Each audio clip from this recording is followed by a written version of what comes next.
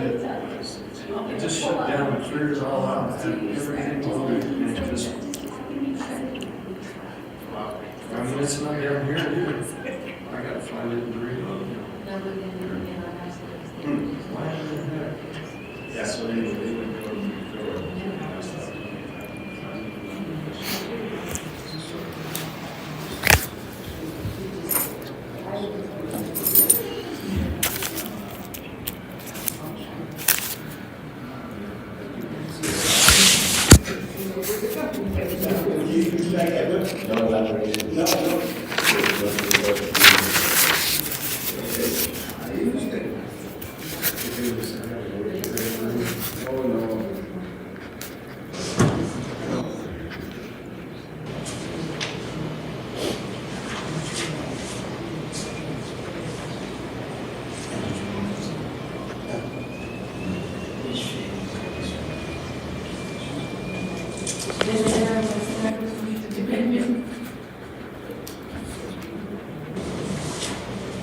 Recording in progress.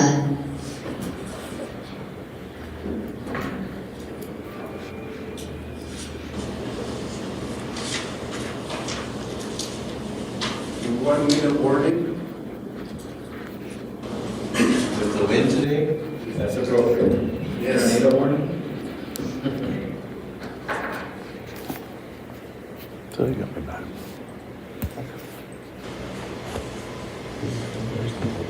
Yeah.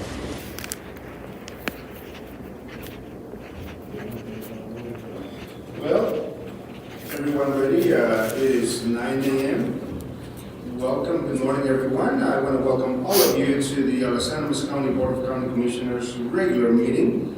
Today is Tuesday, May 7th at 9 a.m. and I'm calling this meeting to order. Please rise for an invocation by Commissioner Luis Lopez, followed by the Pledge of Allegiance by Commissioner Tony Haas. Heavenly Father, we thank you for this opportunity to gather in your name, to do the county business for the people of Los Angeles County. Lord, we thank you for the love that you share with all of us on a daily basis. And Lord, we ask you to look over our children as they come into our senior year in graduation and move forward in their careers and their life and college education systems. In your heavenly name, Lord, we pray. Amen. Amen. Pledge allegiance to the flag of the United States of America and to the republic for which it stands, one nation, under God, indivisible, with liberty and justice for all. Thank you, Commissioners. Roll call, Mr. Dorncamp. Commissioner Hess, sir. Commissioner Luis Lopez, here. Commissioner Felicia. I'm here. Approval of the agenda. Do we have any changes to the agenda, Mr. Dorncamp? No changes, Commissioner. I'll entertain a motion to approve the agenda. Move to approve the agenda. Second motion? Commissioner Luis Lopez? Yes. Commissioner Hess? Yes. Commissioner Felicia? Yes. Section 2, consideration of minutes, regular meeting minutes of April 2nd, 2024, and we have another regular meeting minutes as of April 16, 2024. Commissioners, we have received those. Do we have any feedback, any questions? Any discussion? I will entertain a motion. I make a motion to approve the minutes of April 2nd, 2024, and the meeting minutes of April 16th, 2024. Second motion. Commissioner Hess? Yes. Commissioner Luis Lopez? Yes. Commissioner Felicia? Yes, thank you. Reading of correspondence, Commissioner Committee reports. Commissioner Haas, would you like to go first? Sure. On April 16th, I attended the Future of the Futile College with DNR and WR. Rachel Sancanella and Jason Ullman with DNR. These were the stakeholder meetings that are moving forward. This was before they had basically taken a position on 1379 and the dredge and fill bill. And the plan at that time was to work with each individual to find out what your priority after these initial stakeholder meetings. So we have these little springs that pop up all over Los Angeles County and Norfolk County along our front range. And these waters have been under the 1964 rule that were grandfathered in at the time, but there are junior water rights to the senior water rights below And because of that, they determined after some exhaustive studies they've been doing that the waters from those small springs actually reached the alluvial, and those people that were using those springs were damaging the senior water rights under the river downstream. I've been pushing pretty hard to have these, to maintain the exempt status, because many of our ranchers and our farmers have been using these springs for 6 generations, since the 1800s. And they are the heart of those ranches and the soul of that ranch. And without it, that ranch is no longer there. Anyway, so I've been attending every one of these calls. Their initial plan was to have a blanket plan, and it was going to be a regional plan that would envelop every spring in the area. And they've sent out letters to Warfield County and Teller County to many of the individuals that use those springs, and told them to cease and desist on those springs. And that's what spurred all of this, and it's for the Arkansas River Basin.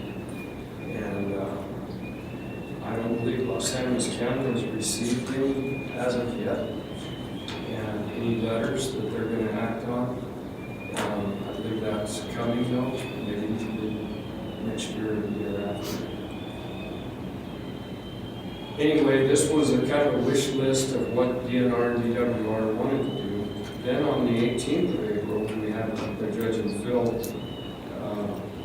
1379 discussion, and there was 10 of us commissioners from across the state that were invited to participate. And they wanted to discuss my amendments, and I asked for the amendments to follow the grandfather clause that was set in 1964 regarding entering the stream and the spring flows. So that would cover our retention ponds and our erosion control ponds. And we were able to get some consideration before the bill adoption. Retention ponds and erosion control ponds, if used for ag purposes, would be exempt. On springs, the WRs decided to review each case separately on a case-to-case basis. So we got a little, but we didn't get everything we wanted. It's better than the blanket approach, and they're going to see how pertinent those waters are to those each individual ranches. On the 24th of April, I attended the Environment Energy Impact Assistance Fund committee hearings. We got to meet our new director, Cambria is her name. It was an advisory committee training. Because of House Bill 181198, it requires bylaws, conflicts of interest, acts within roles, and all of this stuff to start with the year. Direct distribution factors were reviewed. The revenues were reviewed. They're projecting that there's going to be $30.3 million projected from severance tax, $20.6 million from federal minimum lease tax, and federal minimum lease for schools, $1.7 million. Then we reviewed the revenue distribution formula, and as of 2025, $10 million would be used for climate resilience projects, $20 million for more housing affordability, affordable housing works.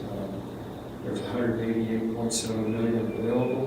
The beginnings fund balance that we had left over from last year was $17.7 million.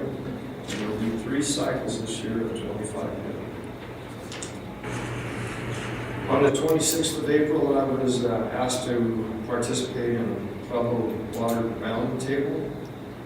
U.S. Geological Survey individuals were there from the Southeast Colorado office, and it was really interesting. I didn't know that much about the Arkansas frying pan project. 187 miles of tunnels on top of where is it here? I got it written down. Collegiate Peaks.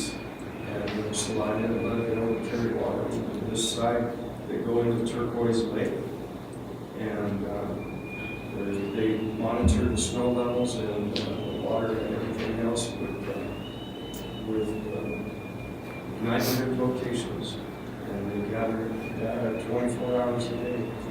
And they even measure the silt in the riverbed, and when it reaches Hasty Lake down by Lamar, they measure it there and what it's doing in that area. Really interesting.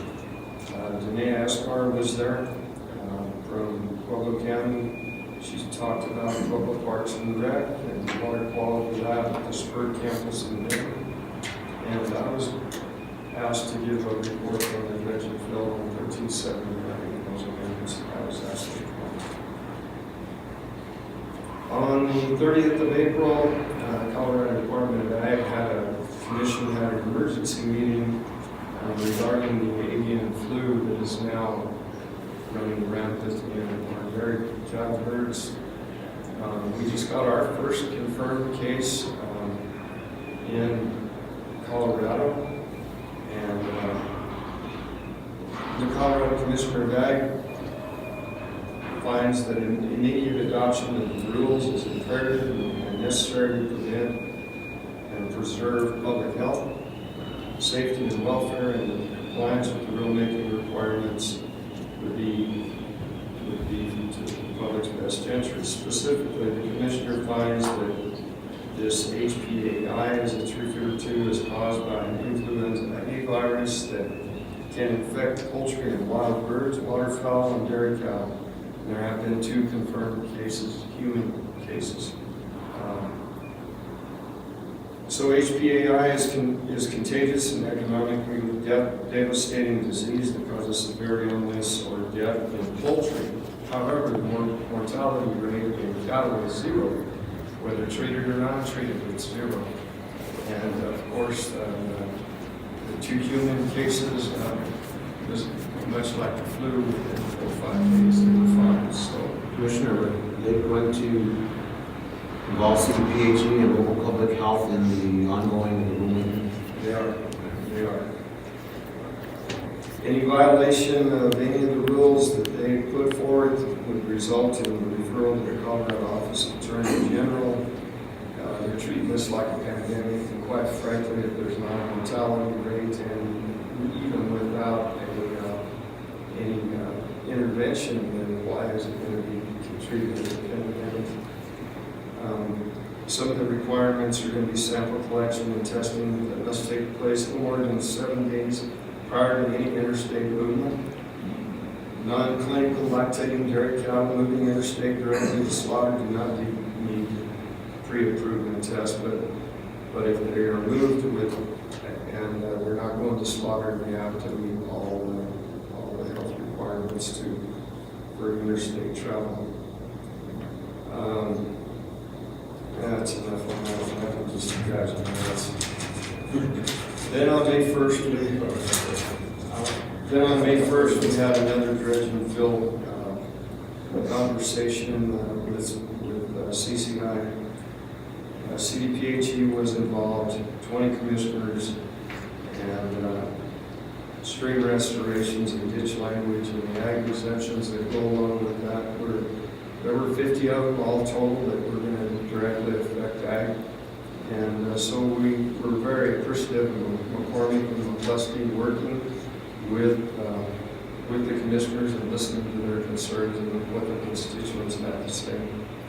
The Futile waters and isolated waters exempt for ag use, wetlands beyond 1,500 feet of high water mark, or ephemeral streams would be eligible for a permit. So those small springs that I was talking about will be eligible for a permit if they're not permitted. So that was one good point that was brought out. Artificial lakes or ponds excluded as long as they're for ag use. So if you put a big retention pond or erosion control dam, they'll be excluded because you're protecting the downstream users. And 404 permits will be required for any large projects such as developments. So they're more worried about them dredging a swamp area, say up around Lebanon, and building a development on there. And that's what this bill was designed to approach, but it grew tentacles and now it's affecting them. Oh, and I'm gonna, just briefly, we had a very contentious meeting on the 6th of May at CCI, Tax and Finance Bill. It was an emergency meeting to take a position on Senate Bill 24233, which it didn't even have a number at the time. It's Hanson's property tax bill. And it was pitched to us to address the concerns with the ballot initiatives 128 and 50. And possibly by taking a position on this bill, they would move forward with the initiatives, but guess what? They're going to move forward with the initiatives anyway. And I'll let my colleagues talk more on that. I know that Joe has or Ms. Mono has a very lengthy one, so that's my report, sir. Thank you, sir. Commissioner Ms. Lopez. Thank you, Chairman.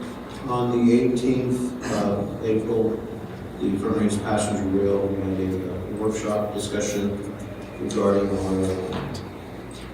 our studies that have been developed and moving forward and how we're going to initiate possibly a go, no-go for a ballot measure now in the November ballot.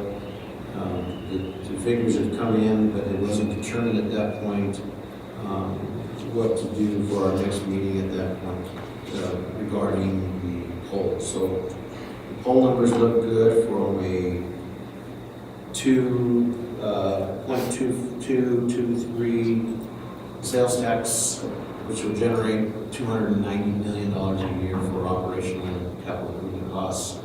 So we're still waiting for one more poll to come through for the board to make a decision now at the end of May on moving forward. I made the interjection to look at 0.4% versus the 2.2, but the pulse of the Denver and northern market has a lot of ballot measures. And so it wasn't received well from the commissioners and the members of Front Range Rail, since they have the pulse of that neck of the woods in Colorado. What might be too much to ask at this time for all the ballot measures they have going on in the Denver Metro, Boulder, Larimer County, and all the way up and down the corridor of Front Range Rail. So we're moving forward with that. I have more updates as meetings came through, and I'll go accordingly to my notes here. The 25th of the South Central Transportation Planning Region convened here in Trinidad. We had city representation from the city of Trinidad and the CDOT personnel for Region 2. We have the updates on the exit 14. It's still at a standstill. City of Trinidad needs to reconvene a meeting with CDOT to see exactly what they're planning to do. Whether they purchase the adjacent property, being J&J Motors or not, and also the Texaco property or not moving forward. Those would have to be entertained by the city of Trinidad, not by CDOT. We only have $5 million allocated for that project, whether to beautify it or not. At that time, my biggest concern is the 1960 installed box concrete culvert, the diverse of water that comes up from the upper Simpsons Rest, Colorado Avenue, and all those tunnels that run down to the river, right there by the railroad crossing at the Club 14. And what's the integrity of that tunnel passaging for that water diversion? That's my biggest concern. And I think I asked the city if they would please investigate that before they move forward with buying any property, if they're to do that. I mean, you tear it up and you open that box, you could be opening a can of worms that you just don't have the money to rehab and repair. So hopefully they will take that advice and move forward with that, and then they're going to convene with CDOT on how to move forward with that. But again, only $5 million is allocated for that project, whether it be just beautifying the project or redirecting it. At that same meeting, Terry Hart, our transportation commissioner, was there from Pueblo. He has stated publicly he is opposed to the merger, to the boundary changes. for which we have on our agenda today, a letter of opposition from us as well. And he doesn't think he has the complete support of the board of 10 to avert this.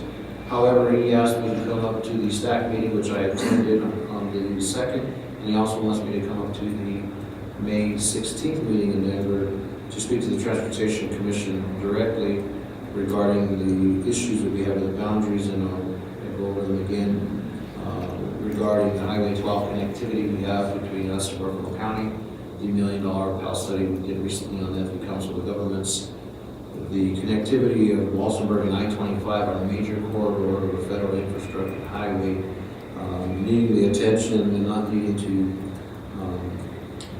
fight other counties for the revenues that we're going to need to maintain our highways and byways through Los Angeles and Warfield County. And also the Front Range Passenger Rail, which shares the same corridor, which is very integral. We'll be utilizing that CDOT transportation property of I-25 to connect from and to train stations if you're traveling by vehicle. So for all of those, he asked me to come and testify or give a 3-minute public comment to the Transportation Commission. And however, at that time I did also ask if there was a possibility to relay this to the Transportation Commission of going through the legislature and adding TPRs for the voices that are not being heard, and he thought that was a really great idea. He, matter of fact, called me back Monday after the meeting and said it is being well received, that idea. So we need to get the support from the entire Transportation Commission to hopefully move that forward. And at the STAC on the 2nd, I'm sorry, yeah, the 2nd, I also at that time mentioned that at the STAC meeting. And the Intermountain Commissioner that was there seemed to perceive it well. There was a lot of head shaking in the room that made perfect sense. The bottom line is this: when that legislation was drafted, I don't think they thought it through clearly, and some of the communities were left out without representation, or they were merged together in one. I think the legislation will allow us to go back to next year's session and change and add TPR so that every county has a seat at the table, and that's really what needs to be done. So hopefully they'll take that advice and move forward, and I'll be advocating for that and head it back up to the big city, as much as I enjoy that. The Front Range Passenger Rail Finance Committee met that same day when I was driving back from Denver after the meetings. And again, we're still trying to formulate what's in the best interest for our programs moving forward and what our funding looks like. At that meeting, I conveyed my thoughts to the committee of finance that we move forward with the ballot measure in 2024, regardless of what the polls look like. We've invested $2 million in these studies and these pollings, and the numbers will hold true for the next 2 years. However, our bottom line will be decreasing. We'll have a $500,000 budget to work with for next year, which is super minimum, and we're going to still have to pay for a ballot measure in 2026 anyway. So my suggestion to the board is to move forward with the ballot measure proposal in 2024, and if it doesn't pass, we will again in 2026 with the funding we need. I really hate to see the legislature and the governor come up with some creative ways to come after other tax dollars that are allocated to other agencies throughout the state and allow Peter to pay Paul for this project of his that he's really in support of. We appreciate his support, but I think he can really open up his Rolodex of donors at this time and get the support we need for a campaign. It's all about time and money, and we're short on time and need the money. So I think if he can get it behind this and hopefully the polls do come back right, that's what he's really depending on right now. And then we can get the support we need from donors for a good campaign, strong campaign to pass the ballot measure to support Front Range Rail. And that evening, I was able to join with my fellow commissioners at Trinidad State College. That's why in my invitation this morning, I mentioned our youth of our community. It was so wonderful to see the awards being given out from kindergartners to high school seniors for their writing and their beautiful work that they put together for the program that is run by Mrs. O'Neill and and the Trinidad State College, and all the folks that are involved in that program, with Chris Faria as well. And we thank them so much, and just so proud that the three of us have been able to go to that every year since, and even before COVID, we were able to attend that. And thank you, my fellow commissioners, for being there. And that's my report. Thank you, sir. And thank you, commissioners, for that report. I'm going to highlight a couple of things on the bill that, on the meeting that we had, the emergency meeting with the Department of Agriculture. One of the questions that was asked of the panel and of the, basically of the Director of Ag, is consumption of dairy milk safe?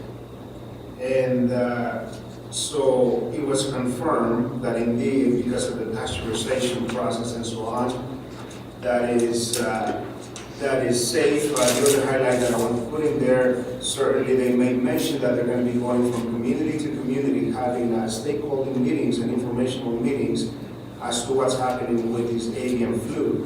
And so we don't know what kind of an impact that's going to have to the local Los Angeles County Fair. We have a lot of our students that work so hard throughout the entire summer for the fair, so we're going to have to keep an eye and see what happens there, because this could also bring an impact, not only at the local level, but for the local families that depend on selling their stock at the county fair. The other question that we couldn't find an answer to, and just so you know, we asked the question, was is this transmittable to male cattle, to bulls, and so that was one of the questions, and the answer was we don't know at this time, because we need to know if the entire dairy farming community, along with all the stock that is around, is going to be impacted. That was a question, and I know Commissioner Haas is very, very connected with the Secretary, and so we'll definitely go from there and see what happens. Wanted to highlight just a couple more things as Commissioner Luis Lopez opened up the conversation. On behalf of the Board of County Commissioners and all of us at Los Angeles County, we want to send sincere congratulations to every graduate from Los Angeles County for all the schools, high school, including those that are going through the rite of passage from junior high onto high school. That is going to be a tremendous passage. So certainly, congratulations to all, to include the graduates that are taking classes online, whether it's Trinidad State or any other place. Education opens many, many doors. The other highlight I want to put up here is, and then we're going to have a more extensive presentation by one of our county assessor, but as of this morning, there has been 471 House bills introduced, 233 in the Senate, for a total of 704.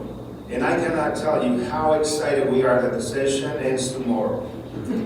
It is incredibly, we have done so much reading, and I think in the long run, I really hope that the legislature in its entirety is holding Coloradans as a priority and not themselves. Because we have seen basically a lot of partisanship. And so out of this legislature, I invite you all to go back and take a look and see what has been approved, what is going to be happening when it comes to the Second Amendment, when it comes to school funding, when it comes to property taxes, basically all throughout the perspective.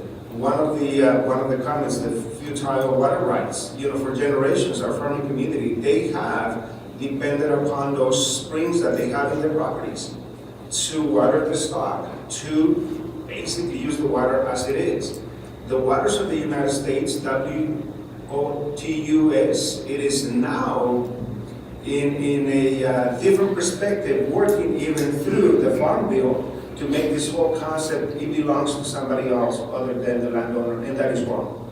And for that, I encourage all of us to continue to voice our opinions and stand for the rights of rural Colorado.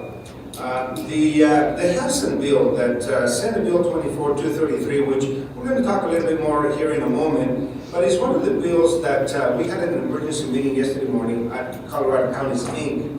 And what ended up happening, taking a pulse of what's happening in there, yes, we want tax relief for our constituents, but we also have a responsibility, again, as counties, to fulfill all the needs of services provided to constituents. We need to fund school districts, ambulance services, fire districts, so on and so forth. And at the end of the day, I don't like to see when one Peter robbing Paul just to make it look like we're doing something for the purpose of passing the bill. But let me highlight a couple of things. The bill, as of yesterday, and I was told last night at 9:30, I was on the phone with one of our state representatives, and he said, Commissioner, I probably wouldn't read anymore because we're going to have a new version tomorrow morning, which is today, of Senate Bill 24-233. But as of yesterday, the bill reduces commercial property from 29 to 25% by 2027, and perhaps that has already changed this morning. For a multi-family dwelling, the tax goes from 6.8 to 6.7%. For residential properties, the tax will be 7.15. So we're beginning to see several calculations and several challenges in here because it's not going to be a uniform perspective. And 7.15 for school district meals. For local governments, entities that are not school districts, the rate will be 6.95 of the amount equal to the actual value of the property minus the lesser of 10%, I hope my notes are okay, of the actual value of the property, or $70,000 as adjusted for inflation in the first year and thereafter in every subsequent cycle. And then, of course, from 2026 on the residential property tax will be 7.15. So one of the things that we're hoping that they do as of today, because they have one day to pass this legislation to keep in consideration what is happening and how that's going to be impacting small counties. In conversations throughout the day with our Los Angeles County assessor, which we trust with his figures, we are going to have to probably upgrade software for some of the calculations. We might even have to bring some FTEs. So in a sense, this is one of those unfunded mandates that is coming from the state that at the end of the day, counties will operate with less and have to basically spend just a little bit more. Without belaboring the point, that I'm going to leave it at that, and certainly looking forward to having a conversation with you, Assessor Amato. So that's going to be my report, Commissioners. Thank you once again. And so now I'm going to move to Section 4, Elected Officials Update. And since this is pretty much a good segue to go into the Senate Bill 233, I welcome Los Angeles County Assessor, Julia Amato. Good morning, Board. I hope everybody had a restful evening. I know I didn't. I'm very grateful that tomorrow is the last day of legislation, so we can do no harm. Take that doctoral oath to do no harm. This has been a very busy legislative year, to say the least. As you said, Commissioner Lopez, 700 bills is crazy to try and push through a certain amount of time. But I'm here to talk about Senate Bill 24-233. This is the property taxation bill. We have been waiting as assessors and as Assessors Association, we've been waiting the entire legislative session to hear this. Just to give the public and the news media a little bit of insight into this, session has been going. They just introduced this bill literally within the last 4 days of the legislative session. That does not give anybody, especially assessors who, I can tell you, my colleagues, we have over 160 years of experience in assessment. It even puts us on edge because it does not give anybody time to break this down. Assessors, county commissioners, small districts, boards, fire district boards, school district boards. It doesn't give any districts time to fully digest and to break this down into understandable pieces. I'm going to give you the 50,000 foot version and view of this at the moment.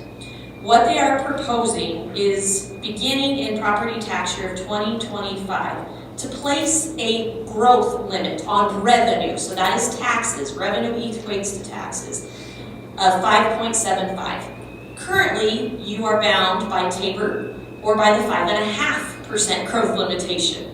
We have been doing that since the 80s. That is on all the abstracts and certifications that every assessor's office sends out at the end of the year. So you are bound by those already, by those two growth mechanisms for revenue. Now we're creating a whole new ball to play with, which will limit growth to 5.75. Our question was, what about those districts that debruced back in the 90s and went to the vote of their constituents to say, can we maintain and keep excess revenue? The majority of my districts in Los Animas County have done that. Well, now this lovely little law is going to place them back under a revenue constraint. Therefore, those districts are going to have to go back out to a vote of their constituents at the cost of the county and at the cost of those districts to hold another election to essentially get out from under Senate Bill 24-233 in something they did way back in the 90s when I was still in high school. So, Ms. Amato, has there been any talk in this discussions of this legislation passes of counties file or districts filing lawsuits against this? I cannot say that I have heard any. This is so new, and it brings me back to my opening statement. Nobody has had time to fully digest this bill. So I can tell you. That's what I would do. Yes, I've had conversations with some of our local fire districts and ambulance districts and some water districts to try and bring them up to speed. And unfortunately, districts, this is something they do at the end of the year. You commissioners know you certify mill levies in December. So it's hard to have that crystal ball to see the what ifs and the what may be. But as an assessor, this is something that's very concerning. And I can tell you it's concerning to the majority of small rural county assessors. Because the first place districts come to when they have questions about their revenue or their mill levies is an assessor's office. So we are trying to educate ourselves on the fly to help hopefully guide districts in the right direction and in a positive direction. But it's going to be a revenue cap. The only ones that are not, the only districts that are excluded are home rule charters and school districts. Which leads me into my second part. I have been in the assessor's office 22 years. We have always had 3 assessment rates. One for residential, one for oil and gas, and one for all other non-res. It was 29% for ag, commercial, industrial, and vacant land. It was 7.15 for residential, and oil and gas has its own separate depending on production and what type of product you're pulling out. And those are usually 87 to 29 depending on what natural resource you're bringing up. We had 3. We now have almost 19 assessment rates. Every subclass of property gets their own assessment rate. What this bill is going to do is to throw a whole different character into the show. We will now have to unhinge assessment rates. School districts will have their own separate assessment rate for all the property within that school district.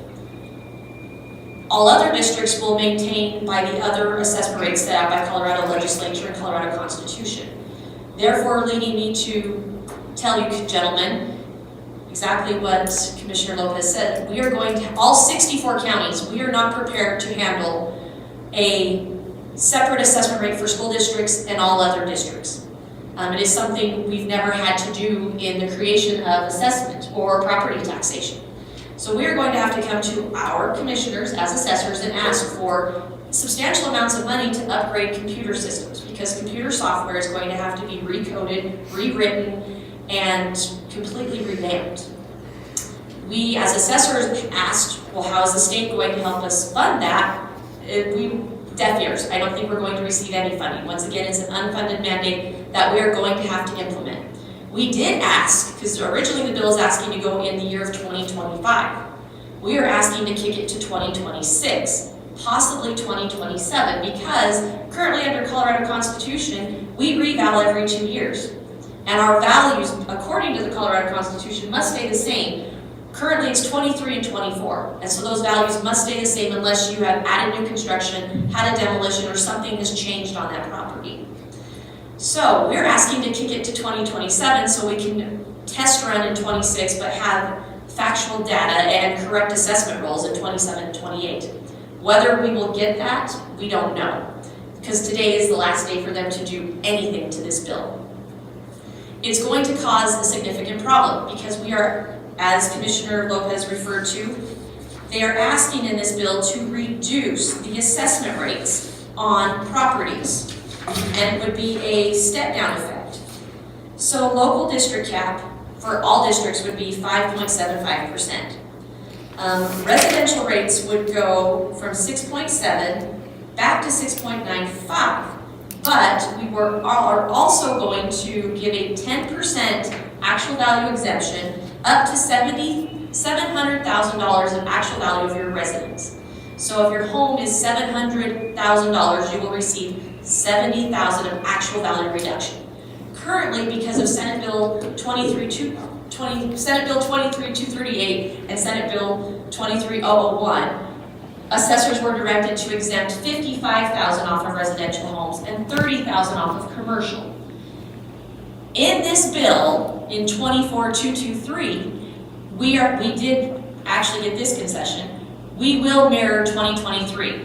So we will be applying the $55,000 and the $30,000 and the adjusted assessment rates for tax year 2024, payable in 2025. But going forward into hopefully 2020, we will do the work in the year 2025. You will see a 10% actual value reduction of the total value of your home, up to $700,000. Anytime you decrease actual value or lower assessment rates, that means less tax revenue coming into districts. Granted, we just came off one of the largest market rebounds we've seen in the state of Colorado. But as we are compiling our data as assessors, we are starting to see those market values come down. Because market valuation and assessment is not, we don't always climb up the hill. It's a bouncing ball. We go up, we go down. We fluctuate with what the market is doing.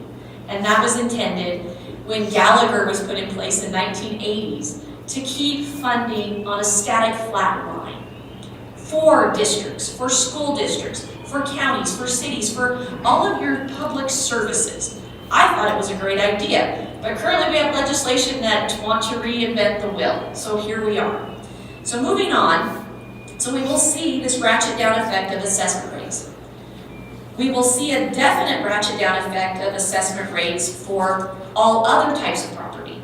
So commercial is set to stay at 6.95 assessment rate, hopefully, at least until 2028, as far as they projected it out. All other districts, except all other types of property, excluding ag, we will see go 27% in 2025, 26% in 2026, and 25% in 2027. So our commercial, our industrial, and our vacant land will be we'll see the assessment rates ratcheting down. My question, because I am an ag producer, I'm a 5th generation farmer rancher, ag's near and dear to my heart. What about ag? I heard crickets in the room. Ag will be at 29%. I got to tell them my little story about Los Animas County. We have 6 school districts in Los Animas County. I have 3 that are predominantly funded by agricultural land. So our ag producers, once again, are going to be absorbing and holding the bag and paying the largest portion of the tax bills. Not only because their assessment rate is not going to go down in this Senate bill, but also because they already are paying the largest lion's share to their local school districts.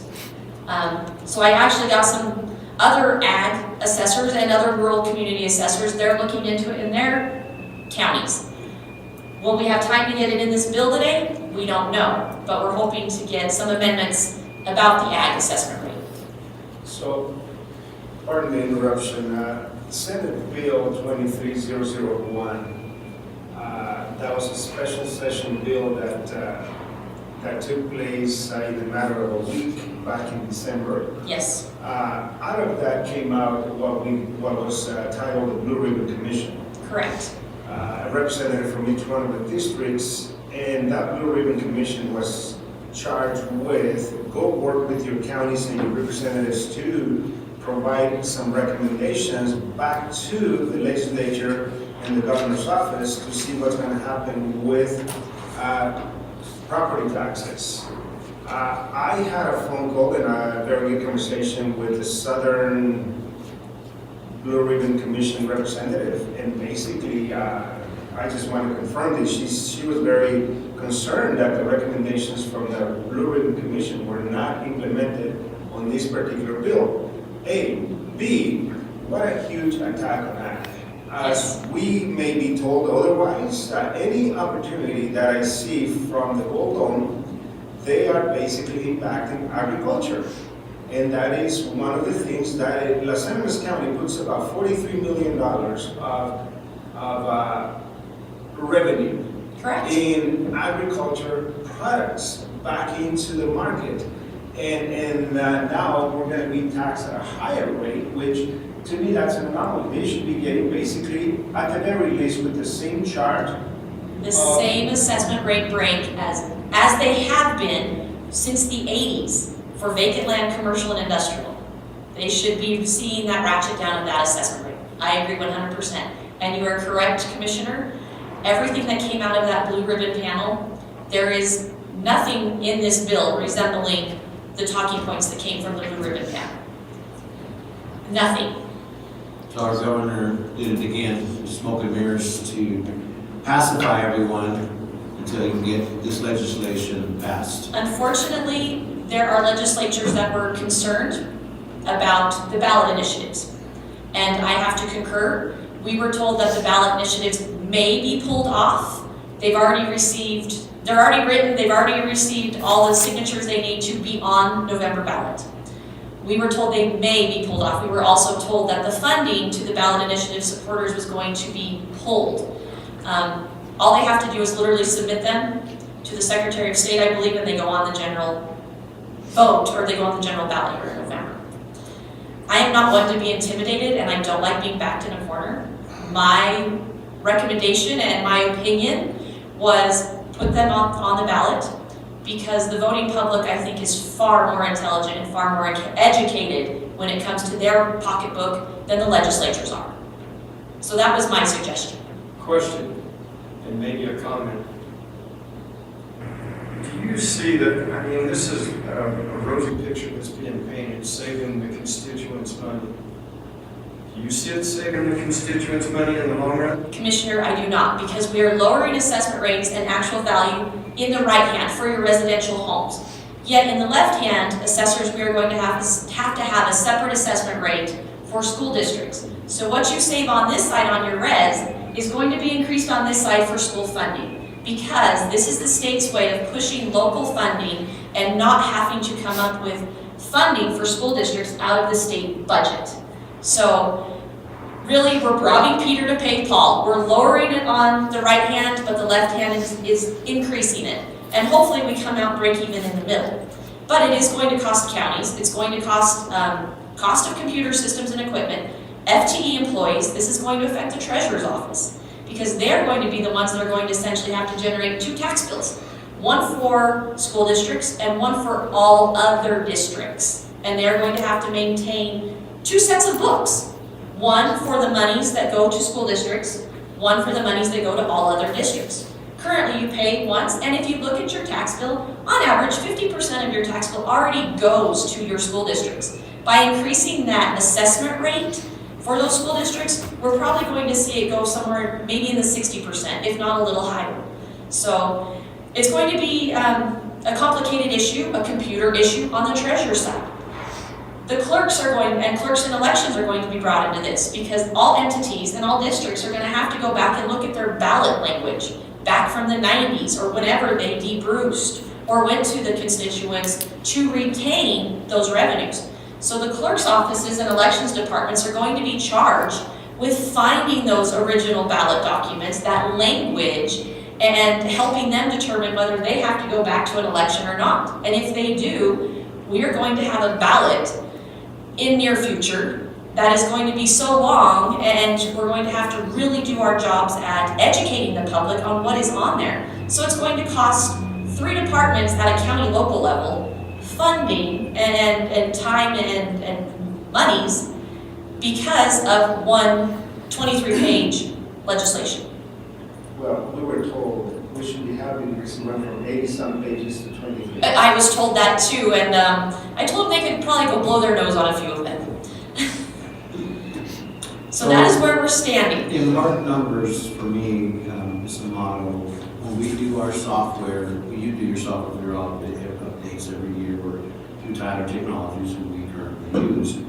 What's the average expenditure on that? Is it 30,000, 40,000 a year that we do for those? No, I pay close to 300 and some thousand for my Tyler program. So to change it all, what do you estimate that? would Yesterday, I was given just a off-the-hip quote of about $100,000 additional to get this put in. And Ms. Colby, I think, is on listening today, our finance director, so I just wanted those numbers for budgeting purposes if this passes forward, so she's not with us today, she's on audit, I think, right? Yes, so it is going to be an increase to Tyler, and I can tell you, currently, Tyler supports the majority of counties because it is the best software out there for counties, definitely for assessors and treasurers.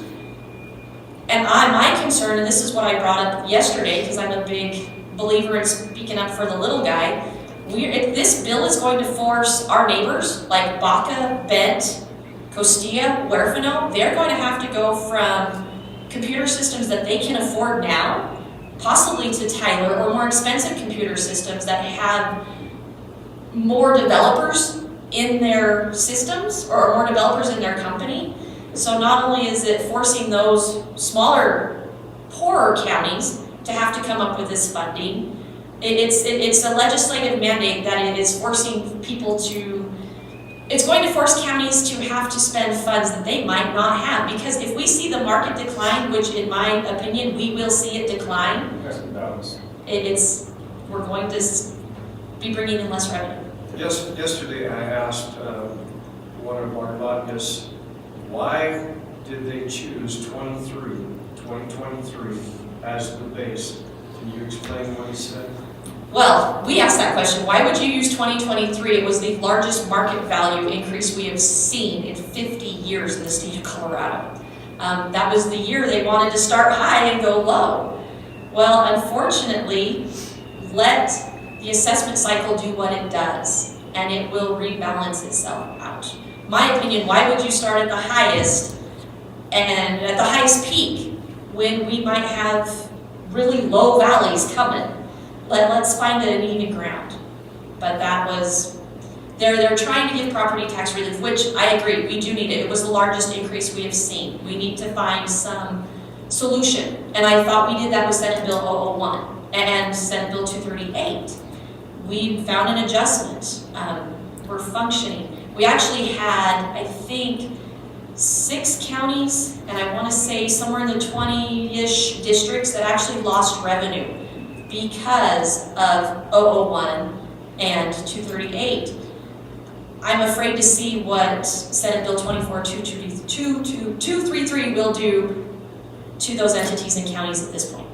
The state's going to come out smelling rosy because they won't have that school. They don't want to have to do school backfill. That's the bottom line to this bill is they do not want to have to come up with school funding from their general It's unfortunately 8 years ago, I took office and we're here and we suffered tremendously at the county level. We were closed 2 days a week. Ms. Amato was giving a portion of her check back to the county.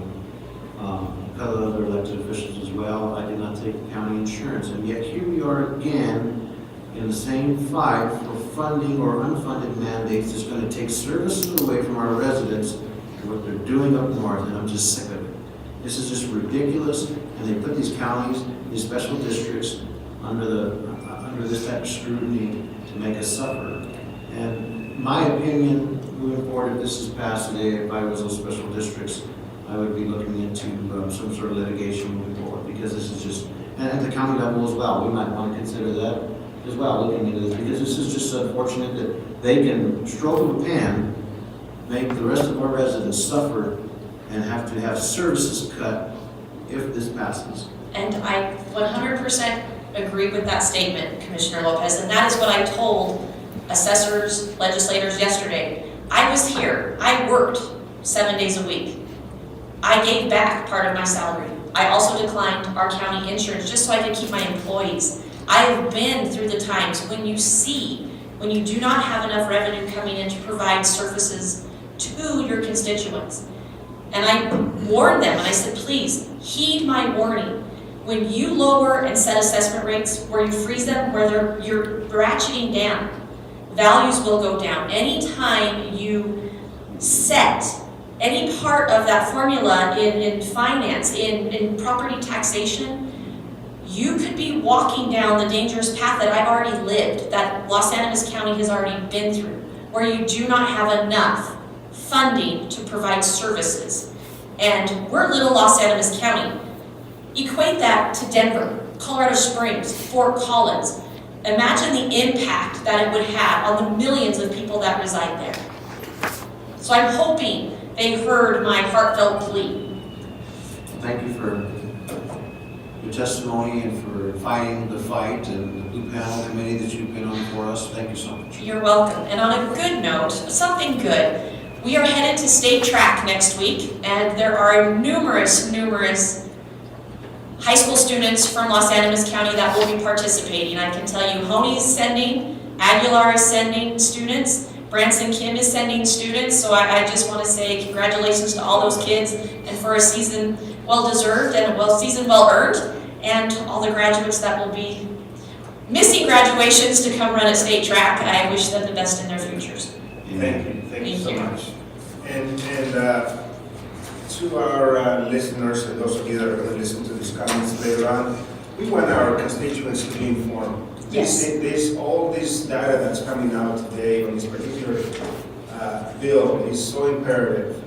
Go out and visit the General Assembly. You can actually listen to the debates that are taking place. Sign up to the testimony. That's one of the things that is, as constituents, we can do that. So, Yes.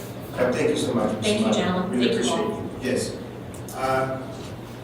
Thank you. We're going to go now to we have anyone from the clerk and recorder's office?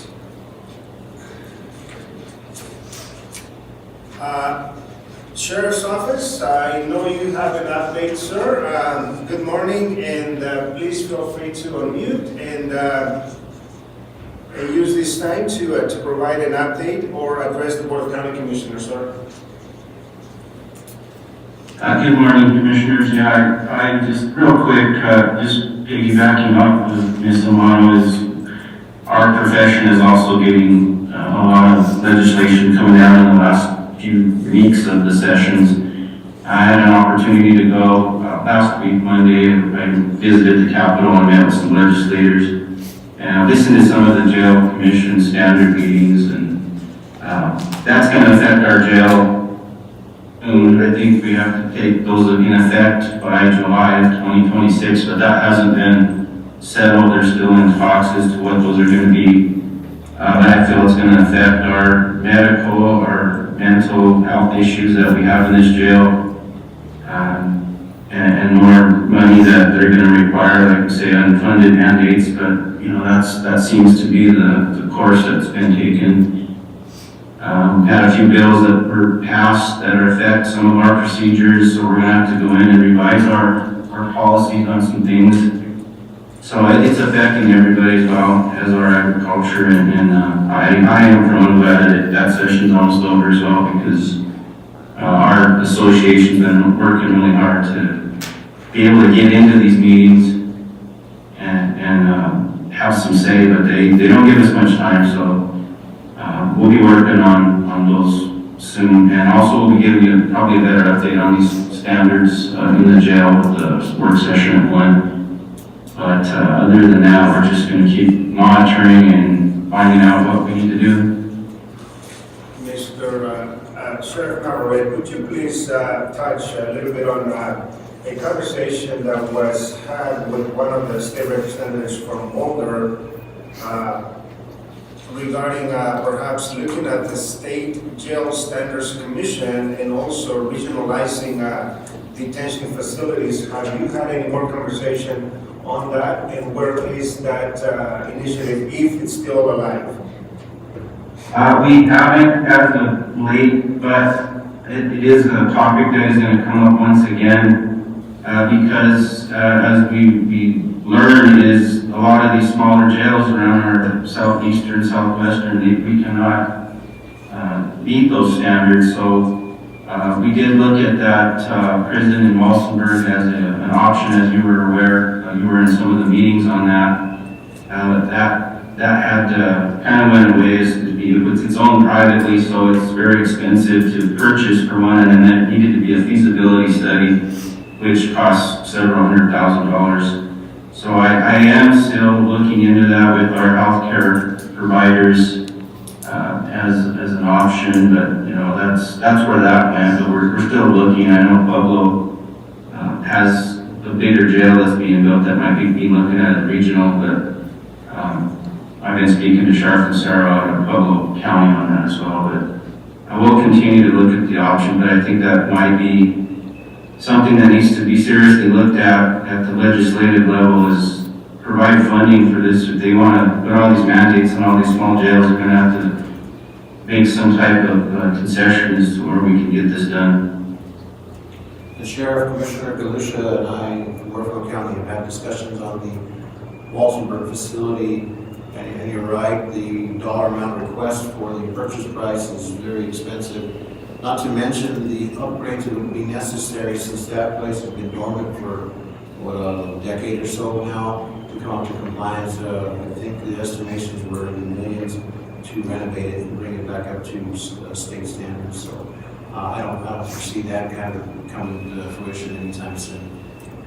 No, I don't think that's going to go anywhere, but that at least was brought up, and it was recognized by the representative from Boulder as a need. So hopefully we can keep conversation on that because it's going to affect many jails. I'm actually housing some inmates from other jails that can't hold or meet some of these standards already. So it's going to be continue to be a huge problem. Well, thank you, Sheriff, for that update. I'm looking forward to hearing more information as you gather on this Jail Standards Commission. Thank you, sir. You have a good day. Let me now call on anyone from the District Attorney's Office. Anyone from the Coroner's Office? Hearing none, I'm now going to be going to Section 5. We have a presentation by from SCED, Executive Director Leslie. Good morning, Alice. Mastriani. Very good. Very good. Nobody ever gets it right on the Okay, first very day, good. so I'm impressed. You guys have just brought me to tears, this allergy thing. Oh, no. I'm gonna get through this, it'll be brief, trust me. I just wanted to take the opportunity, thank you for putting me on the agenda. Just a little piece of business. This is SCED, this is what we do, but I have some exciting news for you guys that I'd like to share. So I do very good news, I'm not asking for anything, so rest assured. My name's Leslie Mastriani, and I'm Executive Director of the Southern Colorado Economic Development District, also known as SCED. I've been with SCED a little over 2 years, and I've been Executive Director now a little over 1. It's been a fun-filled, action-packed year, trying to get to know the area. It's been a challenge. We serve 13 counties in southern Colorado, all the way to the Kansas border, to the New Mexico border, up to El Paso County, and then up into Lake. And so we have a diverse group of geographies, economies. It's been challenging but fun. Our primary purpose at SCED is to assist and to promote economic development in our 13 counties. We work with counties, communities, economic development, corporations within those counties. We work with schools, healthcare, business, and we support those efforts. There are times where a regional approach is more appropriate than individual counties or communities going after an initiative. And so that's when we step in and we take the lead, but primarily we support what you guys are doing. We have 4, I'm gonna not read the whole handout I gave you because you can read. And don't look at our website because it's undergoing change right now. It's just totally abysmal at the moment. But our 4 focus areas this year are broadband, which I'll touch on in a minute, workforce development, small business development, and partner management services. And the odd thing is they sound very different, but they are all interwoven. For example, we found a sense of semi-panic in the broadband world of, okay, we have all this money coming into each state across the country, but in particular in Colorado, all this money coming in to address broadband infrastructure. Who's going to do the work? So we're looking at workforce development, primarily in the construction field, so that we can get people trained up, so they can do surveys, so they can do locations, so they can do trenching, hanging lines, so we can fill those positions. Then we can segue into small business development. Wouldn't it be phenomenally awesome if we had a smaller, mid-sized construction company who, by virtue of our workforce development, can build capacity so that they can bid on some of these large state or federal jobs and thus build their small business up and scale up. So it's all very interrelated, and I would love to talk about any of those initiatives with you at any time you want me. I'm always available. Let me ask you a question. Sure. On the broadband, and I keep asking this question. We were at a recent meeting, I think about a month ago, with the Office of Broadband out of Denver.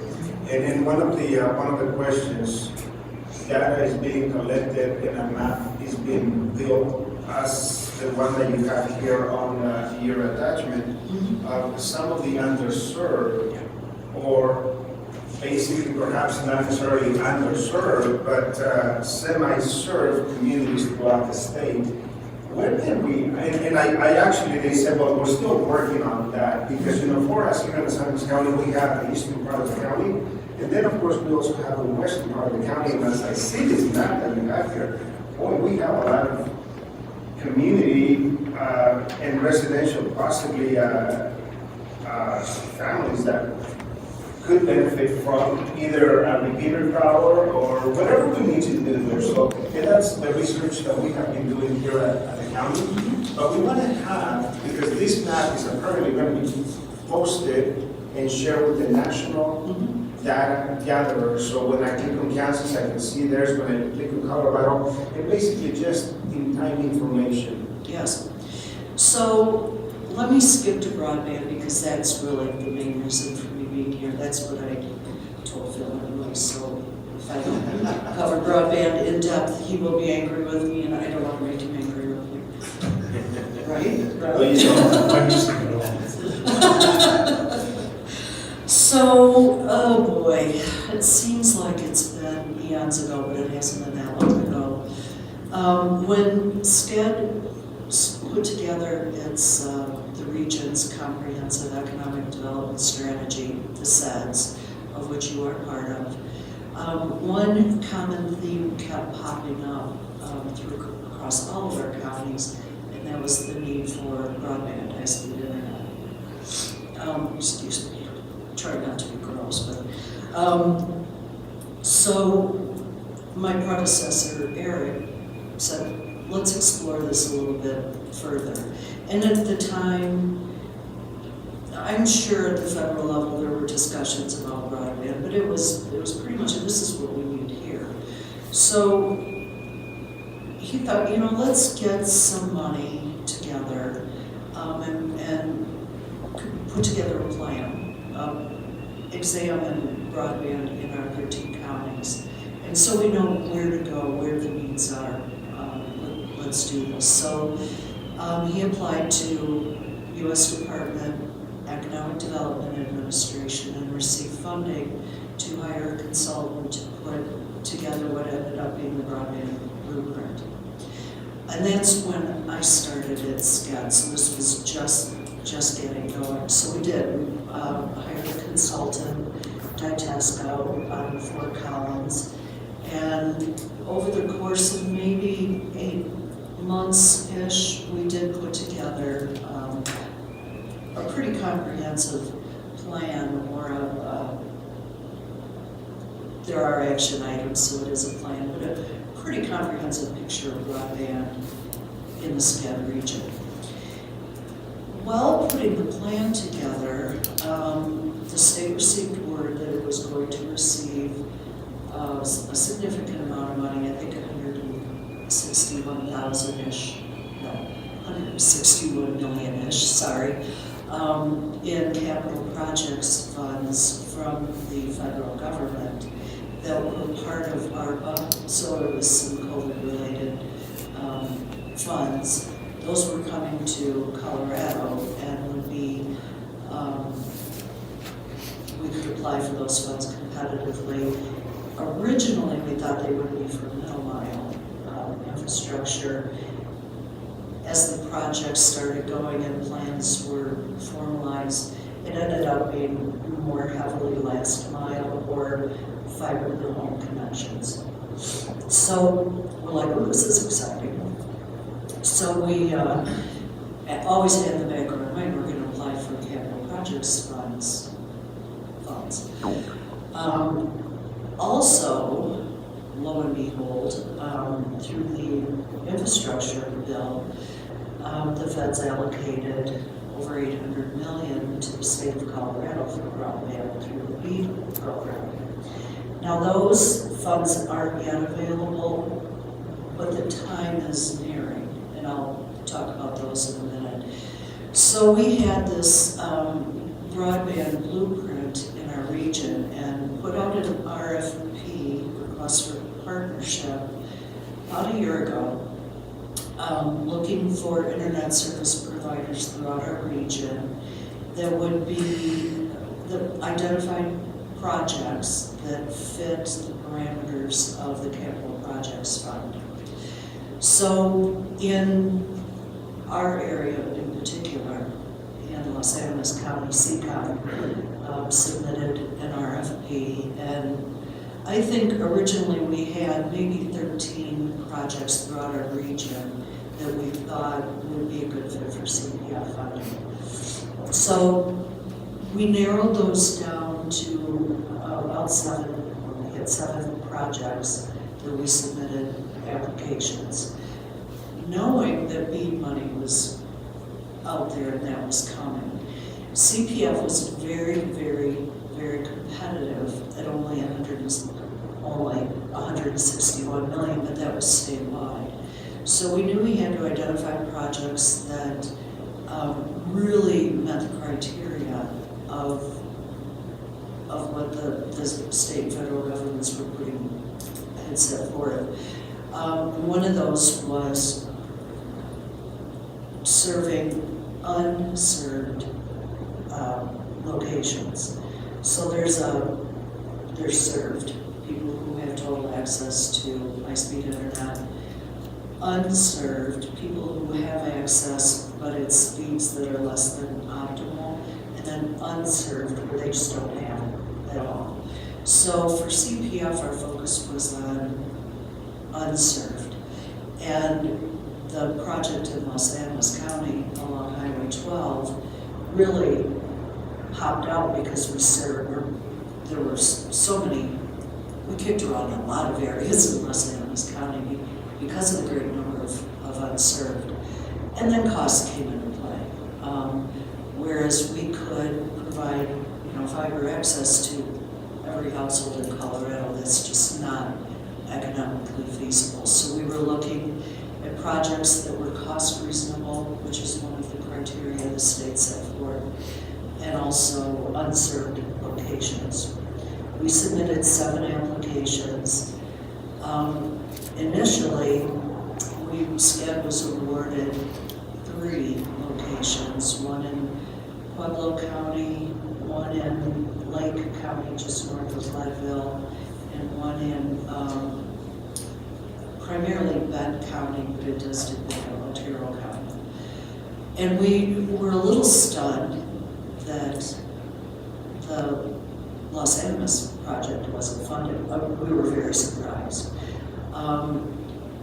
CBO came back and said, oh, we have some extra funds that were returned from another, your score was high, so they did end up awarding the Los Angeles County project, which is the map that you have right there, which is really, really hard to read.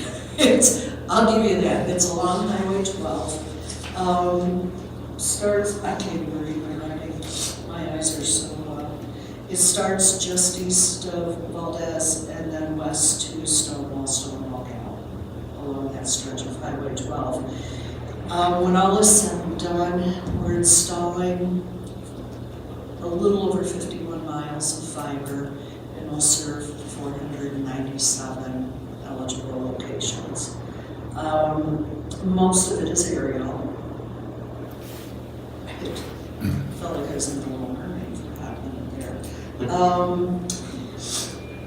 And I'm trying to think of how many of those, I want to say primarily unserved. I didn't write down the number. What's the, thank you, Leslie, for being here, first of all, appreciate it. And as a member of SCAD, Los Angeles County, we've had many, many years of SCAD being involved and then being non-existent. And so I've seen now that you've been there, be steady individual for this organization for the past year as the executive director, and then prior to see this come to fruition. Thank you for your efforts, because for the longest time SCAD was existent and non-existent and back and forth. We've tried to, I served with Max Manzani on that board when he was the county commissioner of Rutherford County. So that's how long it goes back to some dysfunction with the organization. So to see this is really grateful. I'm really thankful for this. What I'm getting at is when can we see the implication with CCON and SCAD getting this up and online for this development phase of this? So we have a time frame? Yes, yes and yes. And yes, I'm going to be vague. Right now, we are waiting for the official final grant agreement between SCAD and Colorado Broadband Office. We have a joke in the office. CBO says, oh, well, we'll get that to you next week. We'll add to. So hopefully in the next 2 to 3 weeks, we'll have that grant agreement. We're also at the same time working on an agreement between SCAD and CCON. So we'll contract with them to do the heavy lifting. I can't say that I don't know what fiber is, and I don't know it, because I know enough to be dangerous, but they're the professionals. They're doing the entire technical construction component. Ditesco, our consultant, will provide construction oversight as required by grant guidelines, and then we'll be doing grant administration and the financial administration. So we're very much a team, but that has to be about my contract. We hope to start, CCOM will order materials, get the permits, do what they need to do. This should be a relatively easy project. So we have a very short construction timeline. We have to be done by the end of 2026. And nobody likes to, swing from a pole when it's 30 below zero wind chill. Not that it Or a little windy. Or really windy. Yeah, I wouldn't expect anybody to be out there today, but. So 2026 is about the hopefully the peak. Yeah, we'll start work, actual construction this year yet, and then. That's going to be great, because I think we've been trying to implement this for our school district for a number of years now, and also for our businesses, communities up and down the corridor. It's really developing up and down Highway 12 for tourism for our local businesses, and also I think it's going to this infrastructure is going to be allowable for more construction of homes and building those for those that work from home and to possibly relocate to Los Angeles County. So thank you for your efforts. I could go on and on and on about the economic benefits. I do want to give a plug to CCOM though. We applied, the Los Angeles County project is $3,371,191,000. So, almost 3.4 million in grant funds. CCOM matched that with over $1.1 million in kind and cash. So that's why, thankfully I didn't have to come to you a year ago or 6 months ago and say, please, could we have $1 million to go broadband? CCOM did, instead, waived some of its admin fees. So if you see CCOM or CCOM employee, then I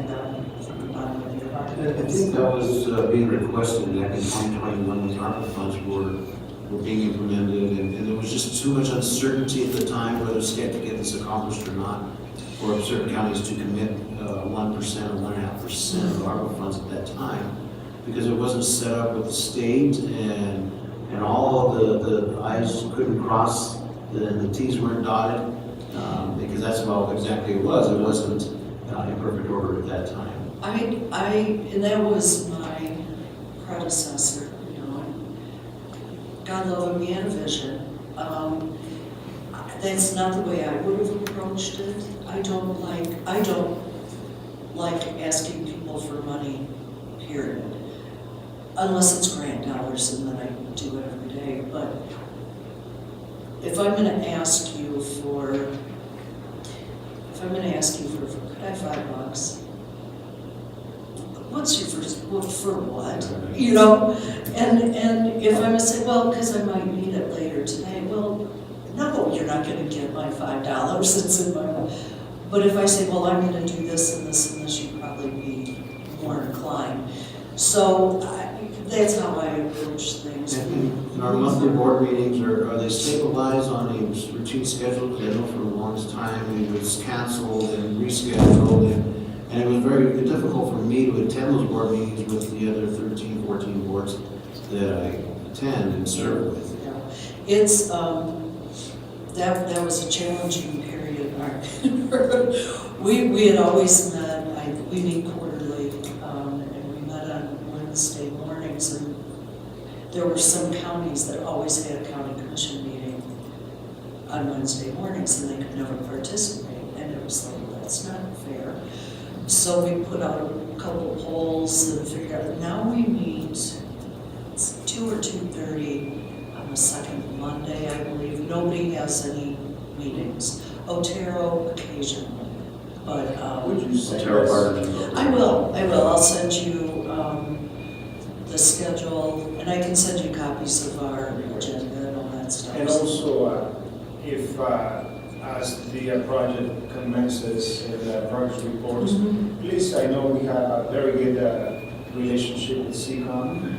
Invite them next time, come and have them join you so we can kind of communicate that to our citizens of what's happening on the west part of the county. Especially when we get close to energizing that service, that'd be great. Well, that's our intent. One thing I regret from coming to the Capital Projects Fund, I felt like we were always under the gun and behind the eight ball. We just, it was like, oh, we gotta get this in, gotta get this in. Well, we have the luxury of time now with BEAD.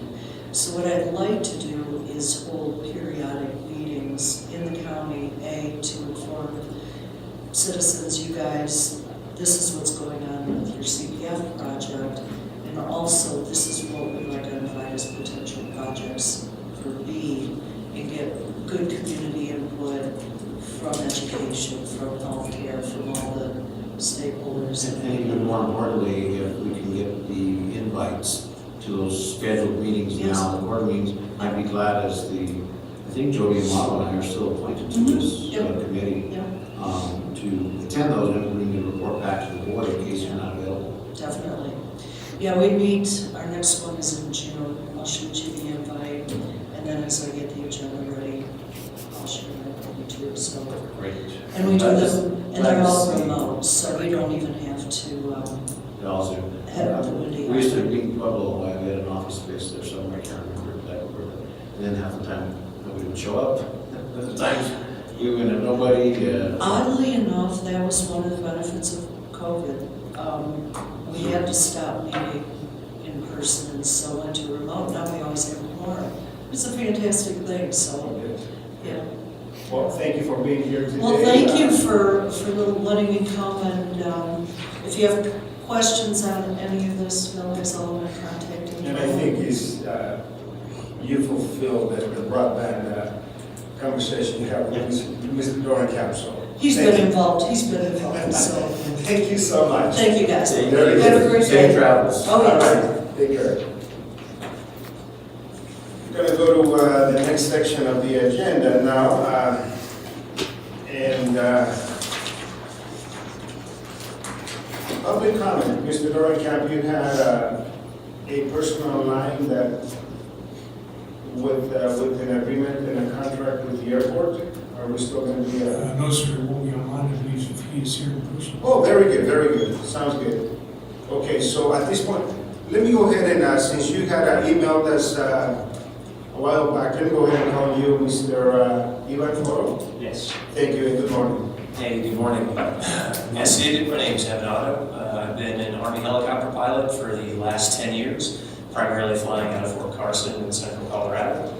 And in that time, I noticed a pretty big unmet training demand down at Pinyon Canyon for military rotary wing training.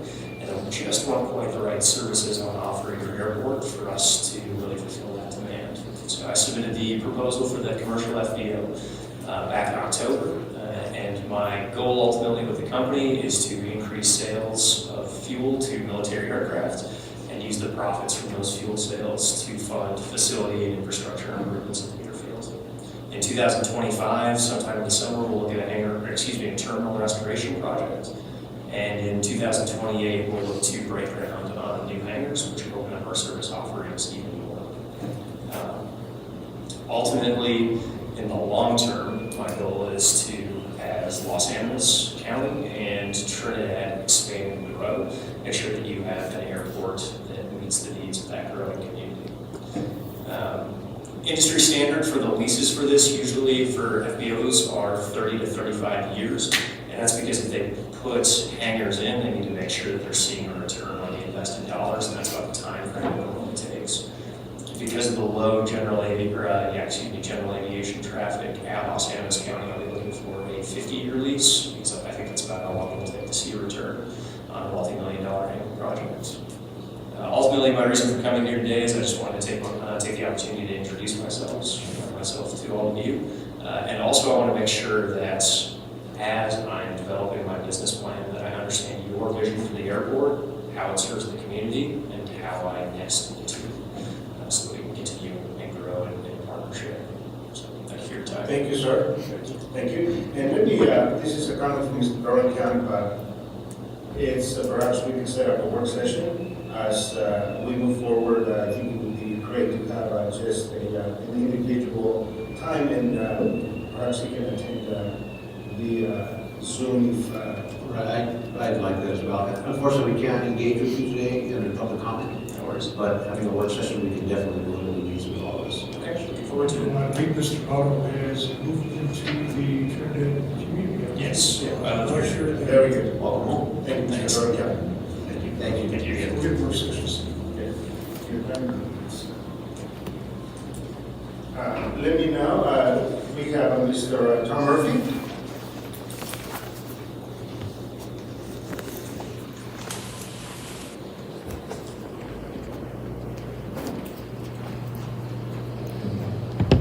Good morning, Commissioners. Good morning. 2017, I came to this body and I warned them of the documents and the tape to prove it, of what the coroner was doing at that time.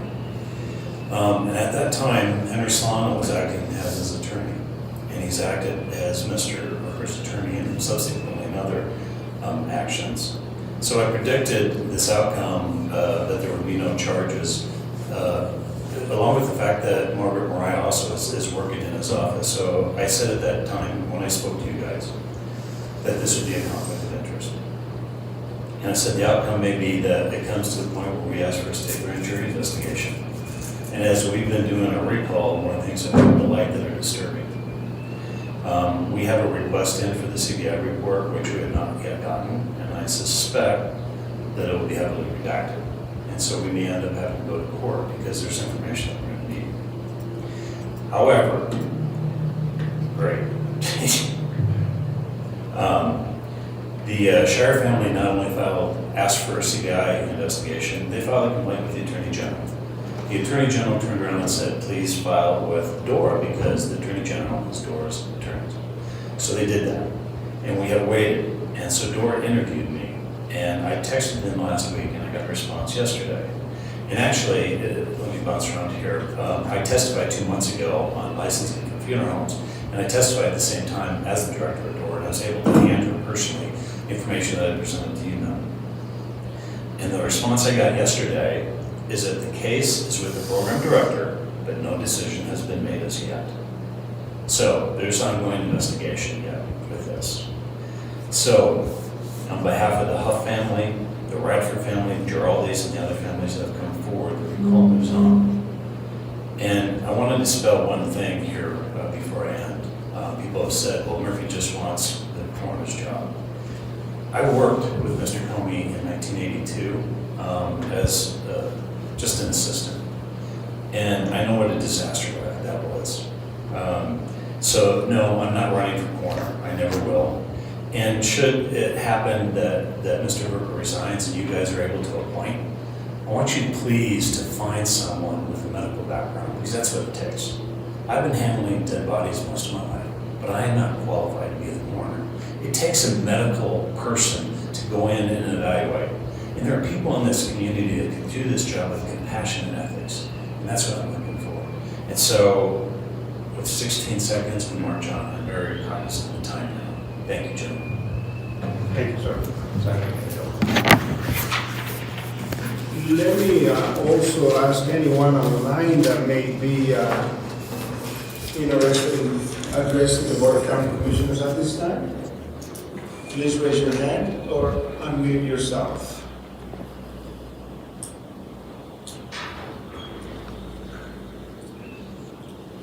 Hearing none, we're going to go to Section 8. Unfinished business, we have none.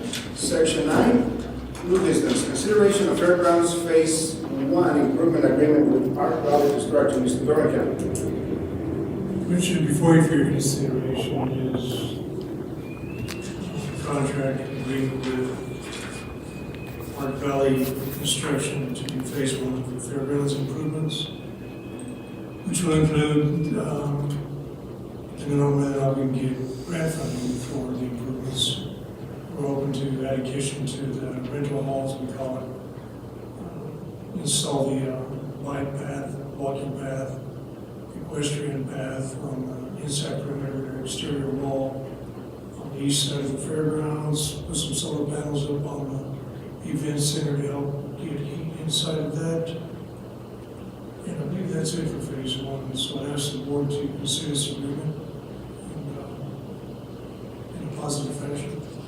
The $187,100, Mr. Dorrican, as Commissioner Luis Lopez, this is his question. Has that been either through grant and or has that been appropriated? Finance Director Colby says we have, even though she's not here, I'll speak on it. And pardon me, Commissioner Lopez, I know that was your question. No, that's my question every time. Thank you, Chairman. One last question. My second question, would be legal as a contract passed your examination? The requested changes have been made. The version before you, I have no concerns with. Thank you, Councilor. And one other comment, Commissioner, the board did approve the Park Valley's submission in our RFQ process, but not the contract in front of it today. Thank you, sir. And the contract to commence and end, can you fill those blanks? I'm sorry? The commencement of the contract? What is the date as soon as upon approval and signature of this board? we'll have that dated today. Okay. Chairman, if there's no other concerns, Commissioner Haas, as we always watching the finances, funny how the front range rail is putting his treasurer, maybe that's mine. I make the motion to approve Fairgrounds Phase 1 improvement agreement with Art Valley Construction. Second motion. Commissioner Hess, Yes. Commissioner Luis Lopez, Yes. Commissioner Peasley. Yes, 9B, consideration of TK elevator value engineering opportunities and alternate removal of Otis equipment, Mr. Dorncamp. Commissioners, I believe the board should table this item, Okay. go into executive. Move to table. Second motion. And add it to executive session. Second motion. Commissioner Luis Lopez, Yes. Commissioner Hess, Yes. Commissioner Peasley. Yes, thank you. 9C, consideration of JBBS contract and authorizing Sheriff Navarrete to execute. Mr., I don't know if we have Sheriff Navarrete or Mr. Dorncamp. Yeah, Commissioner, this is the state contract that we've been given for the last few years to help with our medicated assisted treatment program for inmates.